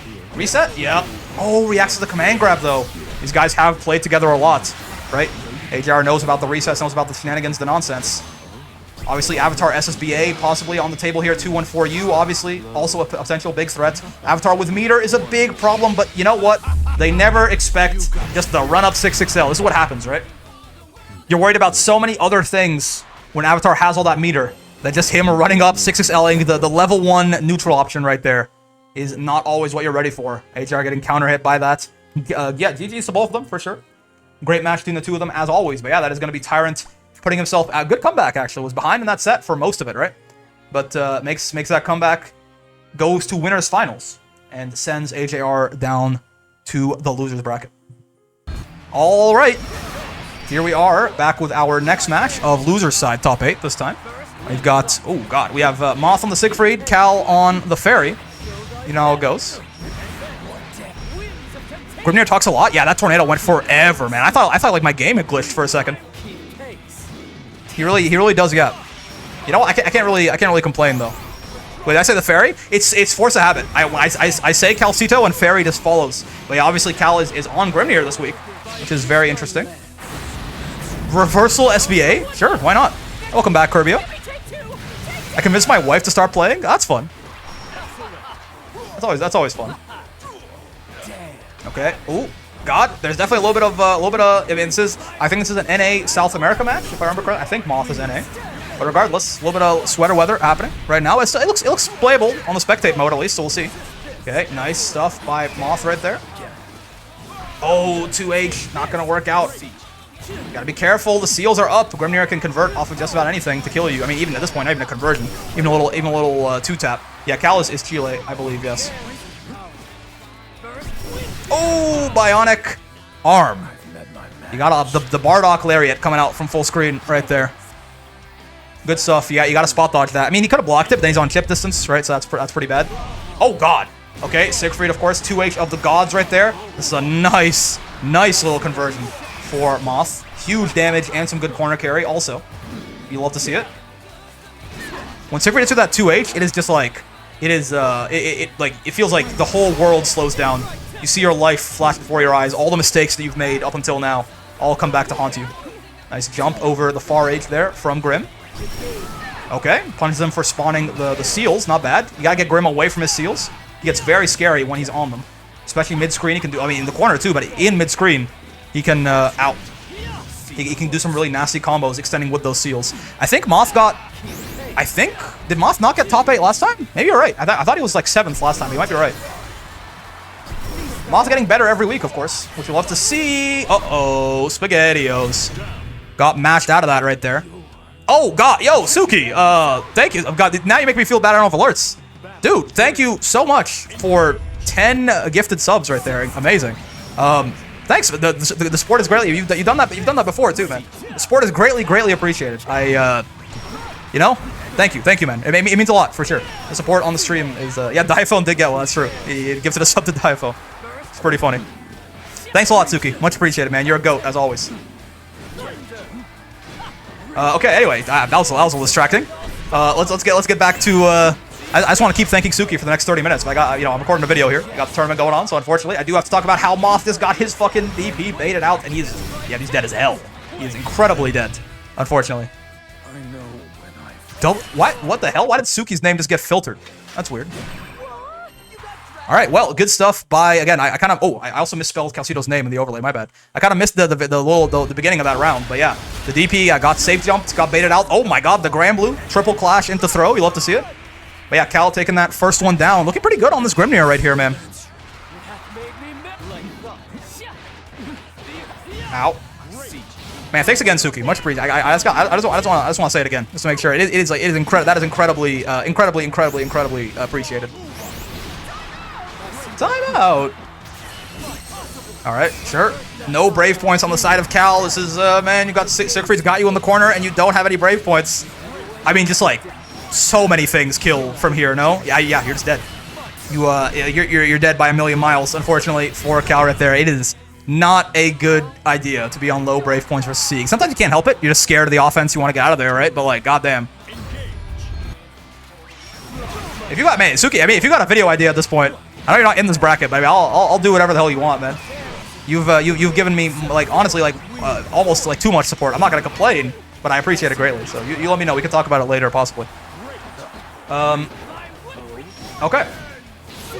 Ow, nice. Yeah, that's so the spot dodge. This is why spot dodge is a bit of a risky option against Sieg Rekka, right? It does beat the little flippy dippy. I mean, if you give me enough money, Tyrant, we can talk at the very least. If you like.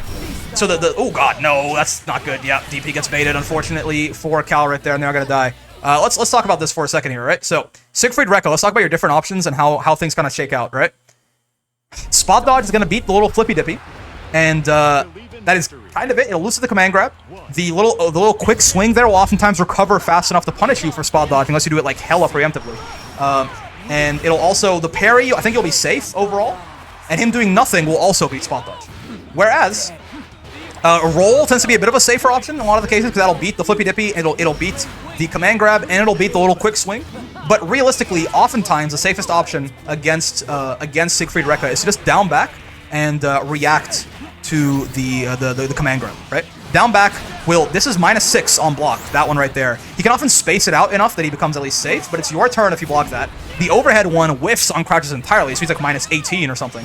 The command grab, if you jump, obviously you have to react to it. If he does parry, you can you can blow him up with that for that too. If he does nothing, you can blow him up for that. Down backs tends to be the safest option. Spot dodge got Calito killed at the end of that last round, which is why I just wanted to I want to just highlight that real quick, because Siegfried is, very, very strong character. Important to learn your options against him. Regardless, we got both players on half HP here. We got Cal basketball dunking himself into the corner. Not where you want to be, and he got caught trying to jump out. Counter hit on the Verdangen right there, coming out from Siegfried, and that is, I mean, just like, once again, Siegfried hits you in the corner, you're dead 100 different ways, unfortunately. Okay, sure. It is good that projectile clashes, at least. I thought I'd be able to enter this, but I can't even do that either. Oh, it's fine. Listen, man. Sometimes life gets in the way. Okay, nice. DP coming out from Moth right there. Set point for Moth, but I don't know if I mentioned this already. Nice spot dodge, good. Once you clash with anything, you can cancel anything into anything, even though you normally can't do that, right? Especially into spot dodge. So good spot dodge there to recover a little bit quicker. Probably could have canceled into like a close L, I think, even. Ow. Moth poised to take it. Yeah, I mean, they're in a good spot right now. I mean, no one really has advantage yet. Grimnir has him on the sigils, I guess, so that's good for Cal. But yeah, here we go. Now it's advantage Moth. Pushing Cal towards the corner there. I mean, block that out. This is punishable, yeah. Isn't this punishable? And yes, sir. It very much is just punishable on block straight up. This should be a dead Calito. And indeed, it will be. Good conversion from Moth. Again, Moth, very clean on his Siegfried conversion. I've talked about it a couple of times, right? But he's got some pretty nice mid-screen combos on this here Siegfried. Doesn't drop things very often. And that is going to get him, seal him that win. Punish that blocked bionic arm there in the best way that he can. Unfortunately for Cal, that is them out of the bracket on the Grimnir. But hey, Looking kind of cool. I think of Cal, I think Fairy, right? But that Grimnir is looking really clean, so good stuff to them for sure. And I think overall, what's this, like 5th or something they ended up in? So no shame in that, no doubt about it. All right, here we are back with our next match here, loser side top 8. And we have AJR on the Lodiva versus Schmurtle on the Beatrix. AJR was trying to do a Lodiva only run, but of course, he saw Tyrant insta-locking the Fairy right there. We have a little bit of chicken at the cabinet. He is on the Lodiva right now, so let's see how this goes. Okay. This can be a bit of a tough match for Lodiva for sure, right? Because her defense is not very good. And Beatrix's offense is very scary. So getting in the corner here, as usual, tends to not be a very good idea for Lodiva. 2-2U also, or 2-2 in general, as it tends to be for a lot of the casts, is a big problem for some of Lodiva's options. And yeah, I mean, that's kind of, that's what we're talking about right here, right? AJR just kind of got pushed into the corner early on, lost neutral, and then, yeah, just died in the corner, right? It is the unfortunate reality of Lodiva sometimes. Maybe there you go. AJR finding a better confirm in the neutral here, gets B to the corner. B moment, kind of also a Lodiva moment, to be honest with you. Like, it is also, it's a combination of B having very good offense and Lodiva's defense being a little bit pure ass. To be completely real with you. When does Reg close, Brick? It closes 30 minutes, like, you have to Reg 30 minutes before a tournament starts is when it'll close. So, for example, this one starts today at 5 p.m. ET. Reg will close at 4:30 p.m. ET. Tomorrow will be 6 p.m. ET, and Reg closes at 5:30 on that same day. Yeah, again, I'm not really, there's not really too much to talk about what's happening in the corner right here, right? It's unfortunate AJR is just getting pushed into the corner by Schmurtle and just staying there, just dying there, right? It is tough. It is, Beatrix has some very good offense, it has some very bad defense. It is sort of the price you pay playing this character every now and then. But hey, on the bright side, also Zerch, thank you for the follow, man. Sorry, I missed you a couple minutes ago. Much appreciated. Any support on, by the way, I hope you guys are having a good time watching the stream, all that. All the support on the stream has been insane. I really appreciate it, but I just have to get back to this for a second. You do, at least, you do get to, in return, when you get people in the corner, it gets pretty good, right? But as I say that, unfortunately, Schmurtle does find a gap there in AJR's offense and finds her way out of the corner. Sure. Okay. No clock to expend on that. Nice. Okay, counter hit 2M into counter hit close M. Could have converted that into like a lariat, possibly, or like a U lariat if they had the moment to hit confirm it, but still, good stuff by AJR taking that one down. Of course, we're still rocking best of 3s, right? So it's really important for AJR to win this next game, because it's their last chance. If they lose this next game, they are out.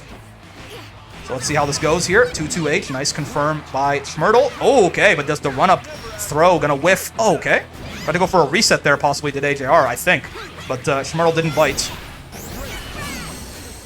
Fine. One Brave Point is scary. Oh, and the U-Lariat. U-Lariat is good to punch people who are jumping back like that, right? But yeah, in that exact timing, the jump just kind of went over it. Good mash on the Raging Strike there, but you are unfortunately still dead. I'm pretty sure here. Yep. Yeah, Beatrix has multiple ways to confirm that into the end of your life. 1 round left. You heard the woman. Lodiva says 1 round left, and she is right. This is set point for Schmurtle here. So AJR been looking not too bad on this Lodiva, but he's got to figure something out fast, especially in this situation right here. Right? This is a situation in the corner. It's a bad situation. This is where AJR's really been getting destroyed by the Beatrix. He's got to figure something out. These empty jump like high lows have kind of been blowing him up a lot too. He's gonna eat SBA at the end of this. You've got one more chance here. One more combo. I mean, Command Graph didn't kill, but yeah. Okay, DP just decided, you know, I also don't want to play this video game, but that's the problem. Is Schmurtle has the Brave Point advantage right now. Okay, hold on. There's a chance for AJR. U-Lariat coming out, a bit more corner carrying. Oh, drops the close M juggle. Listen. The pain in my heart for a fellow Lodiva right there. It knows. Good games to Schmurtle. Well done on the Beatrix, right? Their Beatrix looks very clean. But for some reason, Close M has 1 active frame. It has 1 active frame. I don't know why Close M has 1 active frame. But Lodiva Close M has 1 active frame. So missing those juggles, if you're even just a little bit late, is very commonplace, unfortunately. Unfortunate drop indeed, yeah. That's why in those really scary situations, just catching with a close L is oftentimes a lot better of an idea. But hey, good stuff to AJR on Lodiva there. Hurts my soul to see Lodiva go down. But good stuff to them. Great stuff to Schmurtle, of course. Moving on. And we will head to, I guess, Winners Finals now, actually, is where we're going, right? So yeah, let's do that. All right, here we are, back with Winners Finals now. We've got Tyrant on the Avatar Belial versus Haku on the Charlotta. This is a best of 5, right? This is our first best of 5. Abel is way less sexual than Belial? I suppose so, yeah. He's been taken over by a more of an asshole instead. Oh, you know what? I'd prefer that. Belial makes me sad. God damn it. I can't do it. I can't do it, man. I can't do it with the fucking Kanabo, man. The dum dum dum. I know I keep mentioning it every single time, but it just makes me laugh every single time. Good stuff to Haku right there. Again, this is gonna be a problem, right? Charlotta does a lot of damage, especially in the corner right there. And Abel, believe it or not, cannot take a lot of damage. Oh, good punish. The side switch. Full corner combo punish on Abel right here. We were talking about it. Okay. Look at that. I mean, almost, yeah, half of his HP gone right there. Took the last bit himself, did Tyrant. Gets a decent little corner combo right, or mid-screen combo right now, though. Good stuff. Though, again, not very much HP remaining on the Avatar right here. You're not dead. He doesn't have the meter to make this really hurt, and you're airborne too early on, but yeah. Yeah, you're not dead. It's close. That does a lot of damage, that Ender, but yeah. Okay, this is punishable. Or actually, no, sorry, it's minus. It's not punishable, but yeah. Haku, unfortunately, mashing directly afterwards. They're not respecting the minus frames and gets blown up as a result. Ow.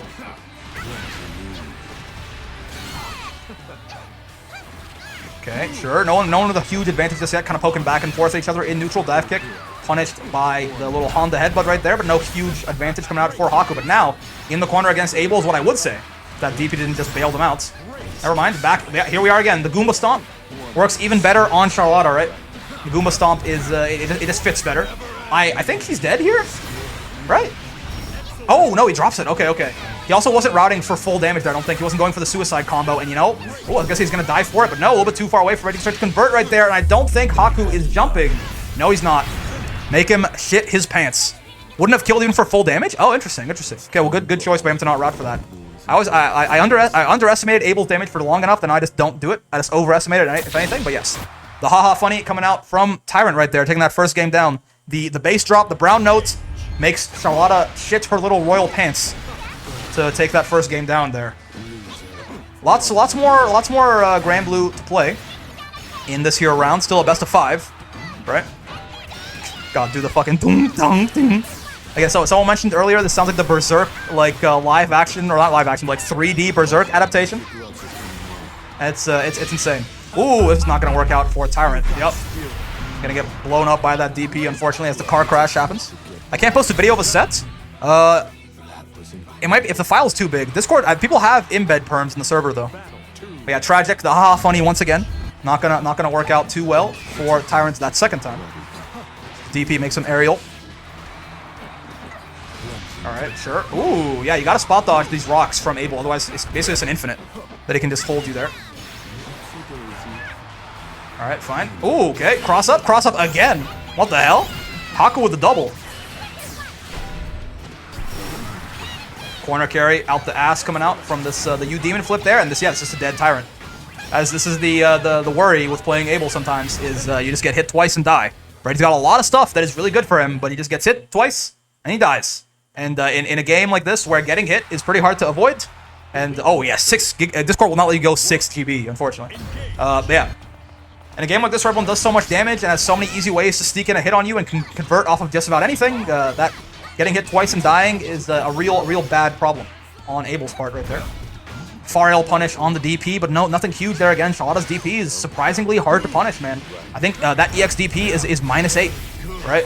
So it's punishable for sure, but it's not a super easy punish like most other DPs are. It's what makes her DP so good.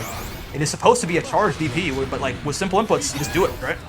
Okay, Charlotta far H right there. Fun fact about that move, it has the highest attack level of like any H in the game, right? It'll crush every other far H in the video game, basically. It is just very slow, is the price that it pays for that. Yeah, unfortunately for Tyrant, once again here, got clipped in the mid-screen, 1 Brave Point on Abel, doesn't even need it. That's going to be Haku taking that one down, ahead in the set, officially now. 1-1 in games, but up 1 round in this 3rd game is Haku. DP coming out, sure. Fine, 6-6M, good. Hard knockdown there, get some run a bit of pressure on the Abel. This is looking a little bit scary for Tyrant here. Matches on Wake Up and it works. That's very bold, especially to do as Avatar Belial. If you get like counter hit close H or something like that on Wake Up, you would just die from this health total. Right, but no, matched on him and it works. Oh, this did actually drops the confirm there. autopilot into Raging Strike because that's how Charlotte usually does her mid-screen combos, right? But alright, one Brave Point on Abel. Scary, spooky times. Didn't go for the correct air unblockable right there. Gets hit by the overhead. This is very scary. And yep, the crossover. I think it's for JM? JA, something like that. But yeah, the cross-up aerial converts off it pretty nice right there and just kills Tyrant for the trouble. 2-1. Still, best of 5. So there is at least one more game to be played here. We'll see how Tyrant can make his way back. Charlotte air momentum is very wild. Yeah, it is tough. One of her biggest qualities for sure is her jump arc. She rises faster and falls faster, right? It makes her a lot harder to stop and to anti-air in general there, and it can make it very confusing when she just runs up and jumps at you. She also gets to punish a whiffed regular throw, which is something that basically the rest of the cast doesn't get to do, assuming they jump over it. Dense Potato, it's the, I mean, apparently it's the titanium steel that she's got in her Kanaba right there. The dong dong dong. You know what I'm talking about? That thing must weigh like a good couple tons. All right. It's looking a little bit scary for both of them at this point. One hit from either, especially Ball's meter on Abel and Charlotta both. Is going to lead to death probably, but the DP. Charlotta HDP again, just a very solid option there to get off pressure. And again, hard to punish, right? So it's not even as scary to throw out necessarily. That's going to be Haku now on set point here, match point versus Tyrant. That round star 6-6L going to get a whiff punish there by Haku. Good stuff. Solid nooch there. Okay. Enforcing some pressure now is Tyrant, getting a bit of a chance to go here. Nice. Air hits him with the Devil Jin in midair there. Going to be a nice big corner combo for him now also. Rekka gives him the wall bounce. Compliment just started counting up. She was on the ground this entire time, so Compliment has not yet started. Tried to go for a reset. Didn't quite bite though. Haku not jumping out. No fear. Shakespeare right there. Unfortunately for Tyrant. Now you're in the corner against Charlotta. The grab's not going to hit here, but I think the explosion box should. Absolutely. He's alive, but at least helps him, get some breathing room, get a little bit out of there, and it gives him that round. Incredible. Imagine doing a combo having less HP. It is kind of how Abel works, unfortunately. It's kind of funny. The noise you hear when you got hit by that? Yeah. Little gremlin noises. All right, sure. 1-1 here. Still, by the way, set point for Haku. Gotta keep that in mind. If Haku wins this, they go to winner's side of Grand Finals. A huge advantage. It means they have to lose 2 sets in a row to actually lose. And it looks like that's exactly what's going to happen.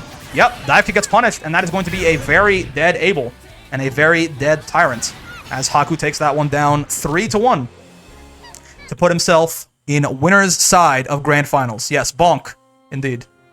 I'm thrown off every time this man does a small anime voice. What do you? It's me, dude. Oh yeah, that's what I look like. I am a small anime girl. But yes, good stuff there to Haku. Good stuff to Tyrant as well, but now they have to go down to loser's side of the bracket there and work their way back up if they want that. If they want to run back. What's going on, gents? Little guy. I'm just a little guy. I'm just a little guy. Yes, let us move on now to our next match. All right. Here we go with losers semifinals now. So we've temporarily dropped back down to a best of 3, as happens every week. This will be best of 3, and then the rest of the tournament, losers finals and grand finals, all best of 5, right? So let's see how this goes. You've got Moth on the Siegfried, Schurle on the Beatrix. You've seen them at this point. You know what's up. Okay, being in the corner against Sieg. Yeah, definitely never a good time here. Let's see if, I mean, Schmurtle's not dead here. He doesn't have the meter to kill him, yeah. Oh my god, but just mashing those meaty close L's right there. You know what? One of them worked out.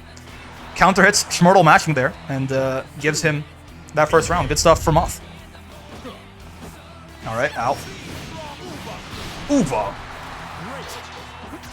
Nice Raging Strike. Didn't react to it. Spends the meter there to try and bait out the... If they're trying to do the mind game where they don't do the Brave counter to save meter, he could have gotten a pretty nice... Or save Brave points, rather. He could have gotten a pretty nice combo off that. Schmurtle does spend the Brave points, but however, that does mean now... Yep, that they are on no BP versus Siegfried. Indeed. And that is going to be death by 1,000 billion million trillion miles as Moth takes that first one down. Haven't seen Hostile yet. I've seen you and Tyrant and Brick's videos. I fought Hostile like a month and a half ago on Ranked once. Call Me the Bank was their name. But yeah. Hostile, I definitely don't run into him quite as often recently. Whoa! Wait a second. What is this? Schmurtle and the Catalina? This must have been... don't lose to Catboy. So true. This must have been their first... the character they probably played first before Moth, right? Unfortunately, I work 80 hours a week. That's insane, Jesse. Good luck with that, man. Ow, ow. Okay, let's see how the Catalina fares. I mean, I imagine this is a comfort pick coming out from Schurle here, because I can't imagine using this as like a counter pick to Siegfried. Sieg just kind of does everything Calito wants to do, but a little bit better, right? So we shall see. But I imagine this is probably just like maybe the character that Schurle played first before Beatrix came out. So it's more of a comfort pick for them, is my guess. Okay, tried to spot dodge. That didn't quite work for them. And once again, unfortunately here for Schurle, they just are not reacting to these rating strikes. I mean, Moth throwing them out a lot here. And I feel you. I feel you. I will never talk any smack about someone getting hit by rating strikes, but it's causing a lot of victory, a lot of good stuff to happen here for Moth. And now it's set points, by the way. Again, we are talking about talking about best of threes for now, right? For this set at the very least. So Moth is on set point now. Schurle doesn't have that much time to figure something out against the Siegfried here. Getting counter punished by that JH there from Sieg. Okay, Enchanted Lands are going to be minus, covers it with the DP. I like the idea. Oh, okay, fine. Gets a little bit of a side switch there, but most importantly, a counter hit JL. On the sort of dark side, Sieg is out of the corner now. Oh, okay, that should be death. Indeed, it will be. Yeah, spot dodging from full screen like that is risky. That fireball will catch a lot of spot dodges unless you time it out very late. And it's going to give him a full combo right there. I like it. Once again, Moth keeping it nice and simple right there. No need to do anything too special, right? Keep it nice and simple. Take it down 2-0 there. And that is going to be, yeah, it's a best of 3. So Moth did take that one down right there. I think they don't know this because I think Schurle switched, so they didn't realize it's 2-0. That is it. This is, we're best of 3 for this one, and then losers finals and grand finals, these next two are going to be. B into Sieg is so rough? Yeah. Because, I mean, because I think, again, the main thing that is, like, broken about Beatrix, her primary strength is 2-2x, right? She's good. A lot of other things about her are good, right? I'm not trying to say the only good thing she has is that. But that is, like, the thing that makes B, like, insane, like, top tier, right? Is that. And, yeah, Sieg just kills that. He just beats that free, right? So, yeah. He beats riding free. Regardless, though, good stuff to Schurle. I mean, this is the first time you've been in this bracket, right? And that's a 4th place finish. Awesome stuff on the Beatrix there, man. But now, yeah, Moth gonna move on to losers finals here. We'll see how that goes. Oh, he certainly did. Okay, yeah, we have our losers finals here as Tyrant Remedy on the Avatar Belial takes on Siegfried. This, yeah, I mean, we're about to see why. This is scary. Yeah, I mean, you can look at the red on the health bar there. You can tell me yourself. I don't know about this one, man. That was actually a bit of an unfortunate drop from off there too. Maybe a frame kill, possibly. But yeah. So Siegfried is the highest damage character in the game, right? Maybe not on like off of every single hit, like off of any single conversion, right? You're holding an intermediate tournament. No wonder nobody's in S+ right now. Oh, okay. My bad. But yes. Off of any little individual hit, the highest damage character in the game is probably Nier, right? The person with like the best conversion ability on average. But like in general, Sieg hits harder than anyone else in the video game, and I mean Abel is Abel. So I'm very scared for Tyrant here, but we'll see. We'll see. I'm sorry, I robbed all the S+s. I put them in the bracket. My bad. Okay, sure. Abel has SBA on him. He was trying to bait out a DP there, possibly from Moth, using the threat of SBA, but no such luck. U Fireball gonna get blown up by Abel 214U. I mean, not a huge combo off of that, but at least, yeah, gets him this pressure, gets him this priority. He certainly can kill, right? Certainly? Siegfried has a little bit more health. He has 17k HP, but this should kill. Yes, exactly, yeah. Nier has definitely the highest average damage off of, like, any hit. But the maximum damage is Sieg. And I mean, Beatrix is there too, but yeah, she doesn't really compare to Sieg, I don't think. If we're talking about literal maximums, sure. In like reasonable maximums, I think Sieg still like beats her out pretty handily though, a lot of the time. All right, sure. Ow. Good comeback by Tyrant right there again. That 214U crushing the H fireball, getting him some Oki that he killed. Oh, that he killed Moth off of. Reasonable max for Sieg is about 17,000. Okay, yeah. So Beatrix is she's in that same realm. She's less, but like it's about the same. It's like 16.8, I think, for her roughly. All right. Ow. I think you're dead, by the way. Right? Because yeah, combo just started counting right now. Yep. You're very dead. This is the suicide combo again. This is one. I mean, to be fair, this is something that Abel can do. It's something that Abel can do, right? Siegfried has 17,000 HP, but yeah, that is something you can do. Abel can still definitely just turn just about any of this. We talk about some of the highest damage characters in the game off of their, potential maximum damage in the corner. Abel is up there, Talk about the all-time great, so we bring his name up. Yes, we do. So, yeah, I mean, yes, his absolute max is 28,000, but Siegfried's never gonna hit that, right? But yes, yes. Move! Move!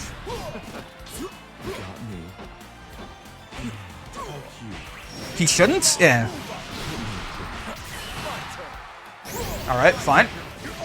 Big Abel damage, big Siegfried damage coming out. But yeah, again, this back throw in the corner has been working out great for Tyrant so far here. And this is a crouching confirm on this.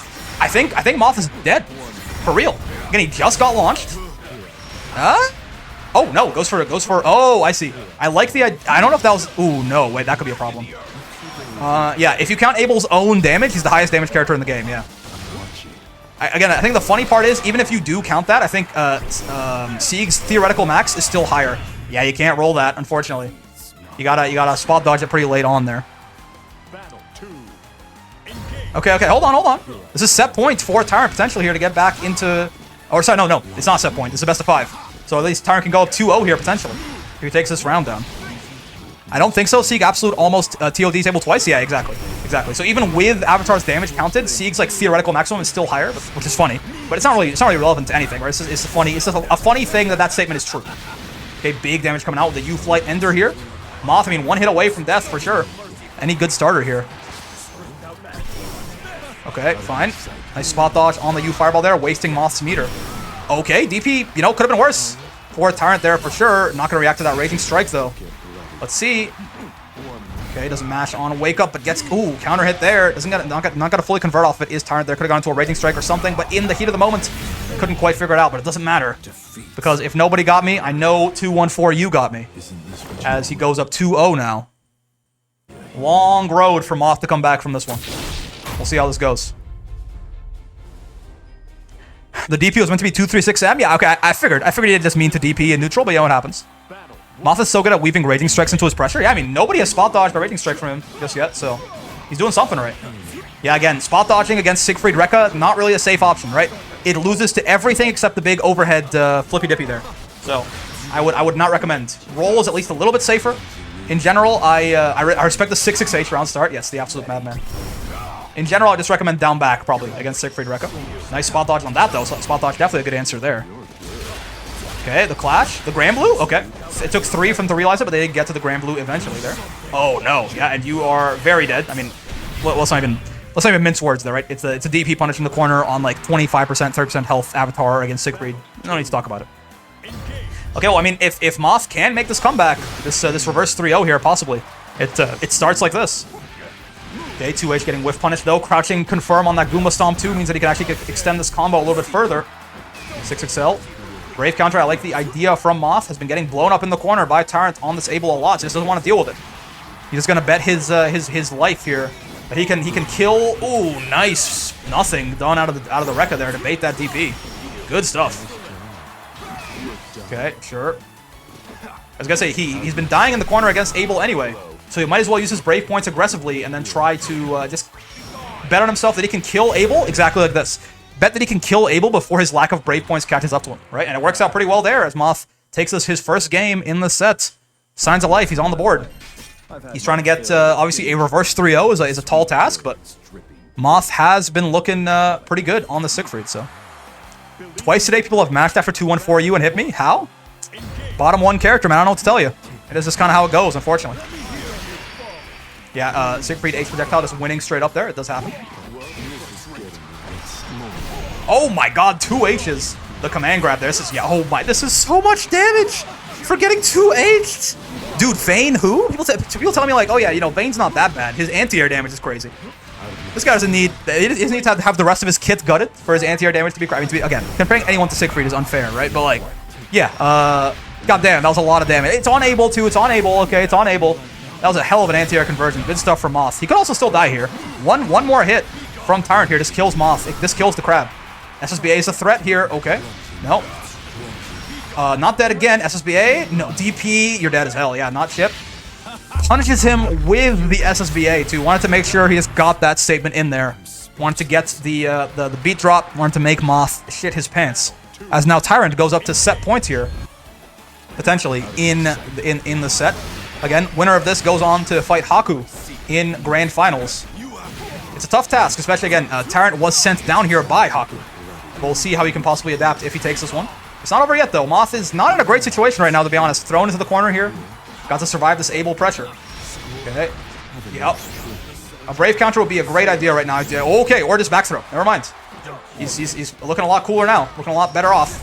Plus there, 1 Brave point on Abel versus Siegfried in the corner. This is terrifying stuff. No Brave points. Okay, yeah, you just, like, die if any, like, off of any even basic mid-screen conversion. Let's see. Ooh, whiff throw. Not going to get punished out there. Gonna punish this with the SBA. Gets a Brave point back there, too. That's really good stuff from Tyrant. Good reaction there. And now, in some big trouble is Moth. Techs at the Aki way.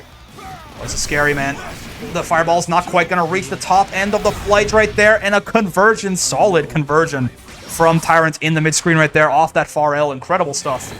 Gets the rocks, gets the packed follow-up. And that is going to be a very dead Moth and a very grand finals Tyrant right there. Good stuff. Moth definitely was on the verge of making that comeback, right? But couldn't. It was a little too late when he started adapting to the Able, getting some signs of life in him. Tyrant had already gotten too far ahead in the set. Only needed one more round there. Took it down. And now he has to go fight Haku in loser side of grand finals here. We'll see how that goes. But hey, good stuff to Moth. This is the highest I believe they've ever placed. I don't think Moth has either gotten one top 8 before or never gotten a top 8 before. Regardless, they've definitely never gotten 3rd place. So great stuff to them, showing great improvement week over week, as always. And there's Haku, as we get on to our grand finals here. All right, and here we are for grand finals. Grand finals here. One sec, let me recenter the words grand finals. There you go. And you know how it goes. We've got, we got Haku on the Charlotta. We got Tyrant on the Able. All right, Tyrant on loser side of the bracket here, of course. So he has to win 2 sets in a row, whereas Haku only needs to win 1. It is a huge advantage that Haku comes in here with. They earn for themselves by not losing any sets so far in the tournament, right? I mean, the only sets that it's still not centered? Oh, you're right. You know, we'll deal with it between rounds. The only set that Tyrant has lost in his defense was to Haku. So, thinking about it, Charlotta is one of the only characters with the last name. She's like nobility or something, right? Okay, but I mean, it's a good start. Tyrant has a lot of Granblue to play right here if he wants to take this one down, right? You know what? That's as centered as it's gonna get. That's as good as you guys are gonna get. I'm sorry, but yeah, Tyrant has a lot of Granblue to play right here. At best, he has to win 6 games in a row here. If he double 3-0s Haku back to back, then it's gonna be 6 games. So you just gotta think about it. You gotta stay calm and just think about it game by game, interaction by interaction, match by match here. You can't think about just how long of a road you have ahead of you here, or it could start to get to your mental. As we all know, or as we all should know, fighting games are primarily a mental battle at the end of the day. The goddamn Kanaba, man. The dum dum. I can't get over it, man. I just can't. Granblue. That's right. Mr. Fantasy vs. Rising. That implies that his name is Granathan Fantasy vs. Rising. So. He's got a last name, too. All right, 1-1 here. Good stuff by Haku. Nice, wins the air-to-air there. No conversion off of it, though. Gets back thrown into the corner for his trouble, too. It was actually kind of ended up pretty poorly for Haku there. 6XM's is way out of trouble, though. Now they're back in mid-screen now with a huge advantage, really. Yeah, I mean, I don't know exactly what Abel's best punish is there, but probably, I imagine that his 2M is 6 frames, isn't it? You could probably punish that with a 2M pretty easily. And then get a better conversion than he could off a far L, possibly. 5M. Oh, okay. That's even better. This, I don't think you're hitting a button here. Yep, he spot dodges clean through it. Could have gotten maybe a little bit better of a punish than a throw there, but still works out. Now he's got him in the corner once again. Far L into Raging Strike. You know, it's maybe not the optimal punish, but it works. And I don't think he can kill. I think he launched too early here. Yep, tries to go straight into a reset right away there instead. Haku. Ooh, the Brave counter whiffs, and that is going to be a very dead Haku as Tyrant takes that first game down there. My parentheses on the L in his name were backwards, but it's fine. There you go, 1-0 so far. Looks like Haku is panicking a bit. It's possible. This is they might be like thinking about, oh god, like, oh my god, I could win right here. I just gotta win 3 games and then I win like right here. Who knows? Or also, you know, Abel is scary. It's scary to get hit by this guy. Regardless. I mean, the second game already, yeah, much better start to the second game for Haku, on the verge of like an almost perfect here, if it weren't for some chip damage. Yeah. Great stuff by Haku in that second game right there. Cooking with the main, love to see it. Yep. The Abel main, cooking with Abel, as it goes. Okay, let's see. Okay. That cross-up not catching Tyrant this time. Brave counter used a little aggressively there to keep his turn going. DP anti-air, though. 6XM just getting this. buttons being stuck out all over the place, and Tyrant is not quite ready for them right now. Okay, once again, you have the guard button there. Actually, that was kind of ambiguous, right? So I hope Tyrant was holding the guard button right there to not have to worry about that cross-up. Once again, good punish. Far L into Raging Strike. 2-1-4-U. That is a hell of a... That's some good damage. Puts him right in your face in the corner, too. I think you landed time to block this. Yep, indeed you do. Bit risky there, and gets the combo off of the 6-6-L. Nice and simple. Once more. Tyrant. Up, potentially about to go up 2-0 here. Safe jumps, baby. Oh, yeah. That's why we learned them. I mean, even on like non-safe jump setups, a lot of the time supers, it's a lot easier to safe jump a super, right? Because there's a lot of startup after the flash. A lot of the times, so you will just land in time to block them anyway, pretty often. Sure. Okay, good old corner combo coming out from Abel here. You'll have to see it. Into the reset. Oh, okay, just DPs. Does not want to deal with that at all. Says Haku. They just don't want to deal with the 50-50 whatsoever. A second jump there is going to throw bait. And again, Charlotta, one of the only characters, normally when to throw whiffs and you dodge it by jumping, it actually recovers in time for you to be safe, right? But Charlotta falls so fast that you can actually punish it. This is not going to kill. It's huge damage, though, as Charlotta shits her royal diapers here. Yup. Going to hurt indeed. Big damage coming out. Oh, no, but the command grab whiffs. I'm not sure if that whiffed or if you did it too early after the stand-up there. But the command grab does not work out for Tyrant as Haku takes us to 1-1. One game apiece here in this first grand final set. Alright, sure. DP. Okay, good conversion by Tyrant. Has the Goomba Stomp crouching confirmed too. I think that was 2-2-L. That's so sad to see happen to other people, man. It is, you know, I mean, I'm sure, just like the Ladiva earlier, AJR, right? I can feel your pain, Faith. Watching your children die like this. This is... Ooh, doesn't actually get the conversion there. Haku missing out. It's actually kind of scary now. I mean, Tyrant's got 100 meter. SSBA is a huge threat here, possibly. But I'm not sure if he was trying to do something else there, if he misinputted SBA or just mashed for some other reason, but he gets counter hit there. And Haku now ahead in the sets, officially. Right? 1-1 in games, up 1 in rounds, though. And again, Haku only has to win 1 set here. If Haku gets to 3 games at any point, this tournament ends, and Haku wins his first wall brawl. So let's see how this goes. Alright, sure. DP punish. 5M right there. Didn't convert into anything too much, though, for Tyrant. But yeah, 5M definitely is a punish there. Faith right, as expected. Okay, it's going to be a nice little mid-screen combo for Haku here. Big damage, big corner carry off this U skill. The dunk, dunk, dunk coming out from the Kanabo.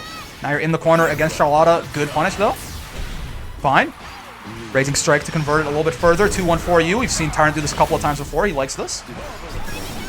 Oh, god damn. The DP just reached that far vertically and horizontally to smack Flight down there, but I don't think it's going to matter. Oh, no. It wasn't crouching. Couldn't get the full confirm. What's the move? I think he's going to die here. Unfortunately, he's going to go clean over this. Yep.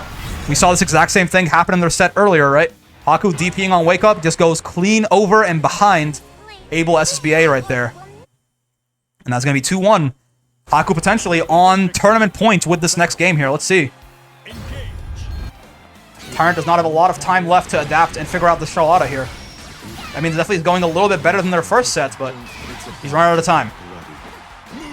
Alright, sure, yup. Never stop DPing. I mean, to be honest, Haku has been not getting punished too badly for DP. They think it's a strong option. They're refusing to be conditioned off of it. They don't get the optimal punish on the close H there. You know, it's not a crouching confirm, though. Yeah, if your opponent doesn't... If Abel doesn't hit his opponent crouching in mid-screen, you can't really get too much, right? Oh my god. This is gonna work, right? Okay. I was so worried for Tyrant for a second that I was gonna go clean past, like clean over or clean under Demon Flip there, but no.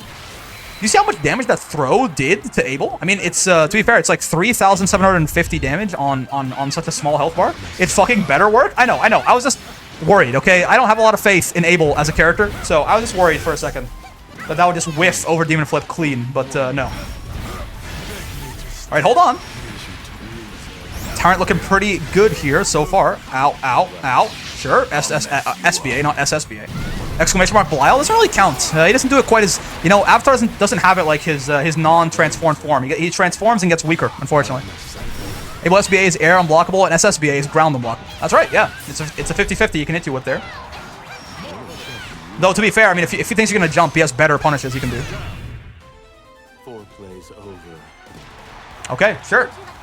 set point, tournament point, actually, for Haku now. I mean, Tyrant's looking good on the Able, but you gotta be careful. You don't, again, this is the last round. Haku does not have any, or sorry, Tyrant does not have any room to make mistakes at this point. He's on the verge of tying it up 2-2, possibly on the verge of a reset here. But again, if all Haku has to do is take this one round, and that'll be it. That'll be their first win here, and they will stop. I mean, Tyrant fighting for potentially his third wall brawl win if he can manage it this week. So let's see. Okay, Rekka coming out in the corner. Far H. Jail's there with the Far H. Good stuff. They tried to do a U flip out of the corner there. Did Haku. Oh, but no Brave points on the Able, and he can't stop the Raging Strike. And that is going to be a very, very dead Tyrant and a very victorious Haku. Winning winning his first wall brawl. Again, plays a lot, right? Plays a lot, plays very well pretty regularly too, but that is the first time that Haku has ever won the bracket. Great stuff to them. Good stuff to Tyrant, of course, on that Able. But yeah, Haku with that aggression. This could not...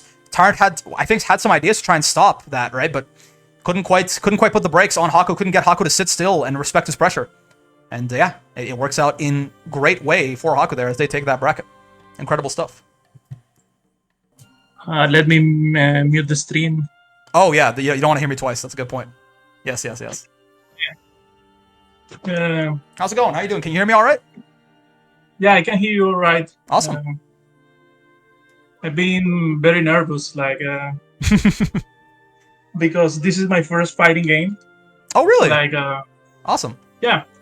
It's well, not technically that. Like when I was younger, I was playing like Last Blade on an emulator, like Last Blade 1 and 2, but it was always against the computer. So I never had like practice with real people or anything. Yeah, like your first fighting game where you actually like, you practice, you try to get better. I get what you mean. I get what you mean. Yeah. Awesome. But at least I wanted to get to master. But then when I reached S+, I started struggling, and I was like, I need help. Like I went to like all the stages of grief with fighting games. Like, oh, I want to kill myself. Oh, I suck so much. It's tough because I am I'm like a shy person, so I always have like mostly negative thoughts, like that other player that you were talking about in the stream, because I was listening when I was matching. That he has like a bad attitude. I have the similar attitude like him, but yeah. It's tough. Mental is hard, man. Again, we were talking about other earlier. Yeah, I don't know if I was recording that or not, but yeah, it's a tough thing. It's like the most important skill to learn, but it's the hardest skill to learn, right? To get like to work on your mental and be able to lose and be nice to yourself, right? Like understand that losing is part of the process. Like take value from your losses instead of just like getting upset or tilted. It's hard. It's not easy at all. I think lots of people, everyone struggles with that at some point, even if you're having a bad day, even if you're normally okay, right? So. But hey, you clearly don't suck. On the bright side, you've placed pretty well in this tournament most weeks, right? But you just won. You won your first time. How you doing? How you feeling about that? I'm feeling like good. Like yeah. I remember when I went here like the first time that I tried, and I lost like the first 2 matches. You went 0-2? Yeah. Yeah. There you go. I mean, just because terrible. There you go. 0-2 the first week he came here. He's now 1. Right. There you go. You keep practicing. You keep your head at it. You will improve. Not everyone improves at the same rate, but that's awesome, man. Sorry, keep going. I interrupted you. I apologize. Yeah. And then, but that was like before when the bracket was like against S++. Oh yeah, right. Yes. We used to way back in the beginning it was S++ and below. Yeah. Yeah. Or no, S rank. Practice. And then last time before I was going to visit my brother here, that's when I got to the finals that I lost to what's his name, 6. Oh yeah, Archer on the 6. Yeah. He's very good. He's won more times than anyone else. I think he has 3 wins. So there's no shame in it. Yeah. Then I got here. When I was here, I started like going every Wednesday, and it was like, because I am new to games, like I was playing like on a Bluetooth controller and everything. And I was goddamn, okay. I feel horrible. Like I'm losing so much. Like I feel like I'm not playing well. Like every week it was a different problem. Like the Bluetooth controller connecting to the Wi-Fi straight away with a cable. Oh man, yeah. The delay on that. Today, finally today I have everything set up. It's like, okay, today I'm gonna try it, and I managed to do it. So I'm quite happy. There you go, man. Yeah, you get your proper setup going. You visit your family for that family buff, and you win your first tournament. That's awesome. Yeah. Okay, also, so here's how this is gonna go, right? Congratulations on your win, of course. But so usually what we do here is if you've seen the finals or the Flug finals and all that before, we're gonna play a little bit. We're gonna play a quick little best of 5. I'll try and I want to do this with my Soras, honestly, because I think it'll be a more interesting. I think you have a good chance of beating me actually with my Soras, but also I just need more practice on the Soras. But then after that, if you get your special role in the Discord server, right, signifying you as the champion of the Wall Brawl, the intermediate there. And also, if you have any ideas for a video, you can certainly, if you don't have one right now, it's totally fine. It's okay. You don't have to. Also have to don't share it here. You can also just DM me about it. But you do get the right if you want to suggest something, any a video you might want to see on the channel or something like that. You can certainly do that also. But yeah, for now, let's just run this Slug finals right here, and we'll go from there. No matter the opponent. You can mute yourself if you'd like something. You don't have to talk at the same time, and a lot of people are not quite as comfortable doing that as I am. It's fine. Up to you though. No, it's okay. I can leave it open, but you let me know if there's noise behind you. No, I mean, so you said there might be noises. So far, there's nothing. You're coming through really clear, and there's not really any background noise or anything like that. Okay. Okay. Oh, dude, nice. Yeah, +1. But yeah, I always forget his far L is 7 frames. Check out these guns. Okay. So the battle of both of us are playing very aggressively right now. So let's see how this goes. This is a low, isn't it? Oh, that's punished. I don't think I knew that was minus enough to be punishable. God damn. No, I was bad. Bonk, It's bonk. -4. Oh, is it? Okay. Ow.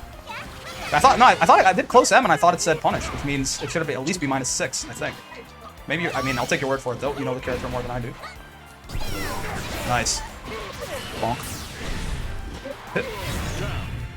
2 gorillas going at it. It's kind of how it goes. Listen, man. Sora's Charlotta. It's a funny matchup for sure. There's 2 of the most aggressive characters in the game, just smacking each other over and over. Sure. Check out these guns. There.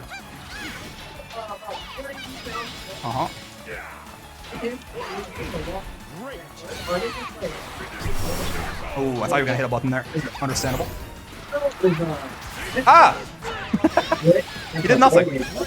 I'm gonna back throw you. Oh god, never mind. I'm not gonna back throw you.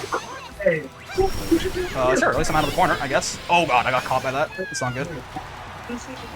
Her jump part is very spooky stuff for sure. Yeah, DP. Understandable. Okay, sure. Yeah. Okay. I hope that would happen. Oh, that is not close. That's not close enough for me to hit you with that. What the hell? What? I thought I could punish that with a close H. I suppose not. Ouchie. I was able to learn Strive pretty well because the person who taught me was the #1 Faust in Oceania. I mean, it's a pretty good tutor for sure. Nice. Good air to air. Nice. I'm getting run over, man. I'm panicking. Plus like 4 on block there. Gotta hold that. DP, understandable. Got my throw baited again. I gotta stop trying to back throw you on a wake up. You are baiting it out most of the time here. Owie. Owie. Are you ready? There.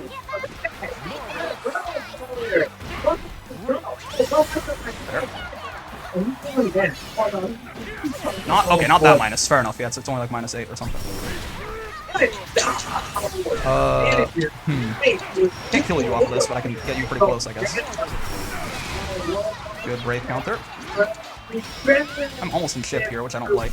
Oh, I tried to jump back, but yeah, I should have spot dodged or something. My bad. Nice. Okay. Hold on. 1 game down. Potentially at least 2 more to go. I think I learn more going against people who know more. People who know more are probably like they're more able to like sit there and like teach you, right? They don't have to focus too hard when they're playing against you. Sure, shouldn't be standing up into that. As always. Oh god.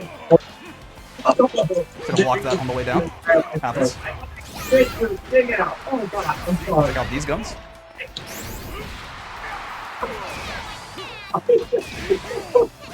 Good, fair enough. Ooh. Okay, sure. I guess we'll do the regular here because I don't know what else to do. What about the SpongeBob? What do you do if SpongeBob said hello to you? Hey, SpongeBob. Oh, okay. I was like, who wins here? I actually don't know, and luckily it was me. Always good to fight for experience. Always good to fight others for experience. Yeah, yeah. There. 6%. Twice in a row. The madman. Wait, no, that's not this. Oh, I don't see Dan. No! This is so unfun. Sure. No.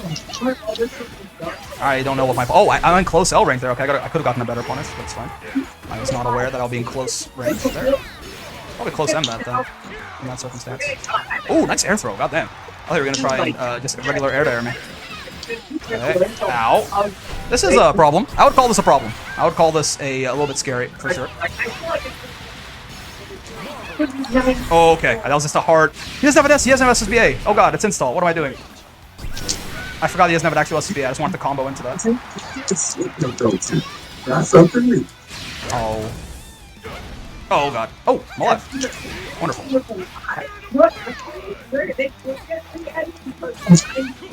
Oh, nice, nice, nice. I was waiting for that DP, but it never came until I actually committed to something. He's actually harvesting the power from the intermediate bracket to fuel his Soras. I need a lot more fuel, clearly. Sure. Oh, no, 25 meter. That's very unfortunate. Or a little roll knee there. Ow. Oh, oh. Oh, I keep thinking you're going to try and hit a button there, and you just don't. Bonk. Take out these guns. That works. Oh, okay. Not okay. Both times, not quite enough time for my armor to start up there, fortunately for me. Oh, God. Not how I expected that to go. Oh, no conversion. Sad. Oh no! Nice. You recovered out of that way faster than I thought you would. Okay, wait, Sansu. Nope, DP. Nice, nice, nice, nice, nice. You recovered out of that the little U demon flip there way faster than I thought you would. God damn.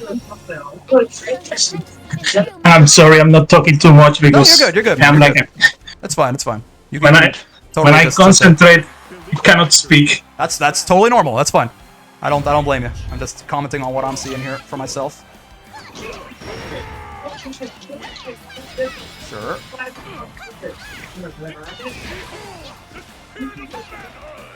God, you just jump it over. You got that.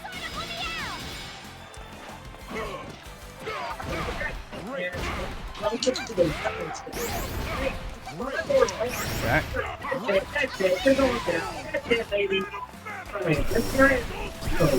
Oh, God, I tried to do it back to back. The second one was not a good idea. Okay, fancy. I don't have 25. I have 24% meter. That's so sad. That's so tragic. Oh, nice. The raging strike. I'm dead. I think. Well, I'm gonna cope that I'm not, but I think I am. Oh yeah, I am. Okay, nice. Yeah, because I got launched so late into that, right? Man, it's about to get 3-0'd right here. Goddamn. I like this.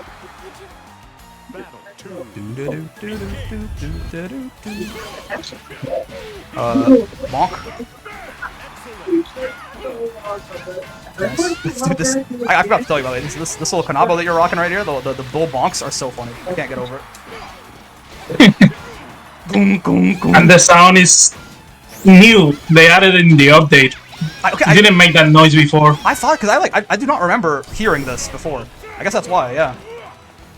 Look, I would have known if that, because I've fought Charlottas who used that before, and I just never have heard them make that noise, and now I know why. When's calm limit here? It's soon, right? Indeed. Oh, nice. Bad time to mash. Fair. Say I'll break you in two. Oh, very nice. Oh, nice on the delay there. I thought you were gonna try and and like DP me or something, but you did it on a nice little delay. So I got beaten for mashing buttons. All right, I concede. Clearly, you're locked in, man. You got the setup buff. You got the family buff. Solid stuff. Good games. Good games. Awesome. All right. Well, once again, congratulations on your win there, Haku. Looking great on the Charlotta. If you'd like to talk about any of this right now, we certainly can. As far as like what color you want your role to be in the Discord, or like if you have a video idea, like what your video idea might be. But otherwise, you can certainly just DM me about it later. I know you said you're visiting your family right now, so you may be busy anyway. But I don't want to hold you longer than I have to. Well, no, it's okay. Like I don't think will take like too much time because Go for it. actually one of the reasons why I started following you is because you have the skill that I don't have. Like when I'm fighting, I have to be quiet, but you can speak your like what you're thinking so easily and so easy to understand. Thank you. That actually my idea is if you could play Charlotta, I would see hearing you thinking like the process, going through the process. I think it would help me to become like a better Charlotta player because I struggle finding content Sure. for Charlotta that isn't like super technical. Like okay, you can do combos, you can do, but like only just recently, like I joined like a Charlotta server, Mm-hmm. and I like this week is that I learned that when you get the enemy to the corner, like you should sometimes just stop back and let them like take the pressure of being in the corner so that Yes, they make a exactly. mistake instead of continuing attacking. And that helped me win the tournament in a way. And when I hear you talk and explain things as you go to the game, like I find that very valuable. Okay, I mean, I can certainly do that. I just warning, you are a like way better Charlotta than I am. At least like like if I just go play Charlotta, so you're not gonna learn. I don't know exactly how educational I can make it, but I can certainly just play Charlotta and explain what I'm thinking while I'm doing it. I just don't know exactly if you're gonna learn too much because you're just way better at the character than I am. Well, I am very new to fighting games. Like I remember yeah. when I started struggling, like, and I was asking, like, I made a post about Charlotta, and it's like, why is she like this? What is this? Why is this plus? Why is this minus? Yep. And I remember that I asked, why are her DPs are like -8, minus, and people were like, why are you complaining? Why are you pitching, so to speak? yeah. And I was like, I don't know. And recently, I just learned that okay, the DP is -8 because all the other ones are like -20. Yeah, it is. It's a good like, DP for sure. Because to me, all I saw was that I did it and I was getting punished.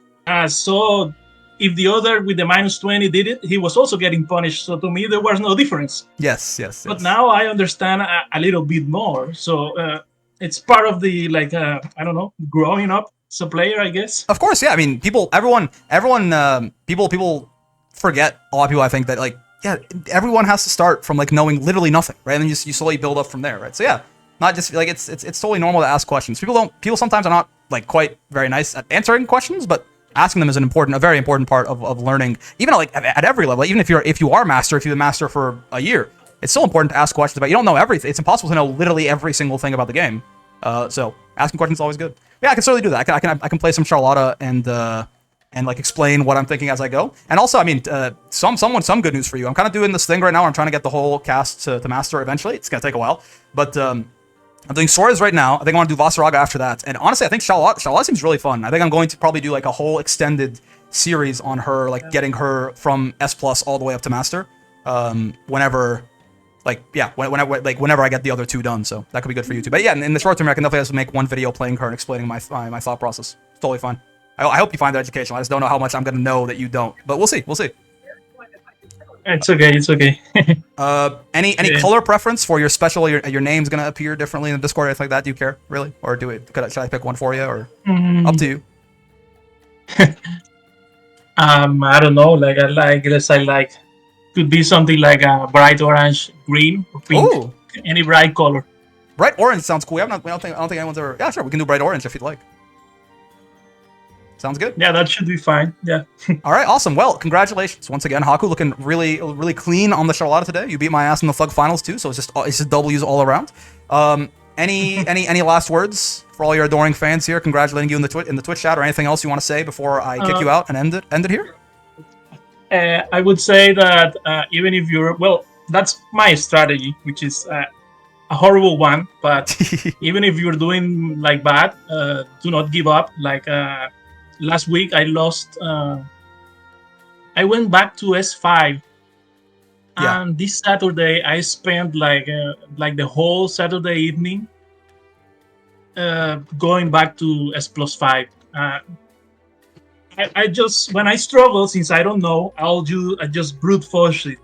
Yes. Like Charlotta, go straight ahead, and so I take inspiration of my character. Yeah, man, absolutely. I just did it until I reached back to S+5. Now, now I'm just looking for stronger people to match so that I can become better. Hey, there's lots of people in the Discord, man. I know, like, you join the tournaments a lot, but even if you just want to, like, join, like, some, like, the training VCs or anything like that, there's lots and lots and lots of strong players for you to possibly learn things from, if you'd like. We got some pretty high-level Charlottas in there, too, right?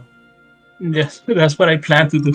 Absolutely. Man, your strategy's a good one, right? I mean, obviously, brute forcing your problems isn't always necessarily the best idea, but the heart of that, which is just, like, just don't give up. Do not give up. Exactly. Yeah. That's wonderful. The only thing that, if you have a goal that you really care about, the only thing that can stop you from reaching that goal is giving up, right? Is just stopping. Theoretically, if you just keep going forever and ever, it might take a month, it might take a year, it might take 5 years, but you just never stop. It's gonna happen. Either you die of old age or you achieve your goal, right? So I like the mindset for sure. All right, awesome. It's one of the that to finish. It is one of the things that I have I have 7,000 matches, and I was kind of like ashamed of that. No. And because you always see people here like masters, they always have like less than 3,000 or around 3,000. And when the patch came and I hide it, I was playing, but I was still struggling. And this weekend I was like, you know what? I'm not gonna do it. I'm gonna let people see that I have 7,000 matches. Why not, man? If that's what it takes me to get to Masters, that's what it took me to get there. But it's a good, yeah. I mean, it's an important part of your mindset, right? Everyone learns at a different pace. By the way, it's all you said. This is your first like real fighting game. Most of the people in Master right now, the vast majority of them, that is not the case, right? In fact, it's not their second fighting game or their third fighting game or their fourth fighting game, right? Like don't comparing yourself to other people, especially in a place where nobody has started on the same playing field. This is not fair, right? That it's a good way to break your own mental. So I think you're getting, like, that's a good idea. Like, who cares how many matches you have, man? If anything, yeah, you got lots of experience. You've learned a lot of lessons, right? I'd be if I was an S plus and I saw the guy with 7,000 matches, I'd be kind of scared. I'd be like, oh god damn. I think you'd be like, you know, this guy's been playing a lot, right? But still, yeah, great stuff. Yeah, good to see that you've made that little bit of an improvement in your mental there.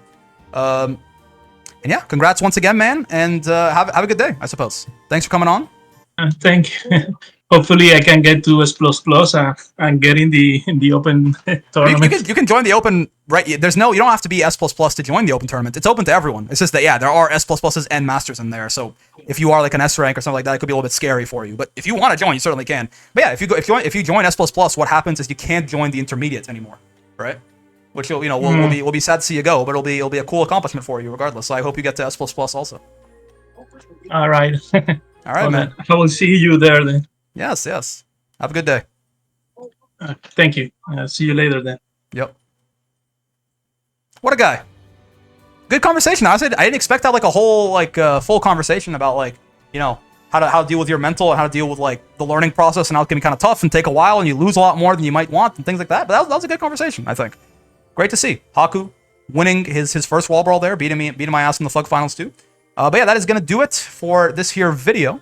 So real quick for the fellas watching on YouTube right now, you know how it is. If you made this far in the video, I got some stuff for you. You know, first off, the basic YouTube stuff, like, subscribe, hit the bell, all that. It does help. It greatly helps, which is why I ask about it, and I appreciate any support you can give me. But also the bell could be helpful for you too. You know, I put out like 3 videos every single day, so if you want to stay up to date with that, the bell can be helpful.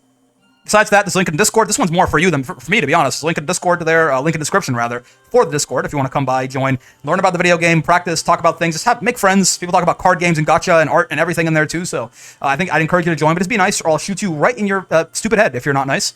And yeah, I'll stream on Twitch, as I'm doing right now. Another link in the description down there to check that one out. If you come by, hang on the stream, think you have a good time. But otherwise, if you want to drop like a follow or something, that would be greatly appreciated. Also, but yeah, that's about it. Otherwise, most importantly, I hope you guys had a great time hanging out today. As always, I know I sure did. It's always fun to watch these intermediate tournaments, right? To commentate them, to see these people improving week over week over week. And to get my ass beat with Sora's in the Flug Finals, because I still have a lot to learn on that guy. But yeah, that is going to do it for now. Have a lot of fun with Granblue. There's going to be a lot more coming your way. But until then, I will see you in the next one. Peace.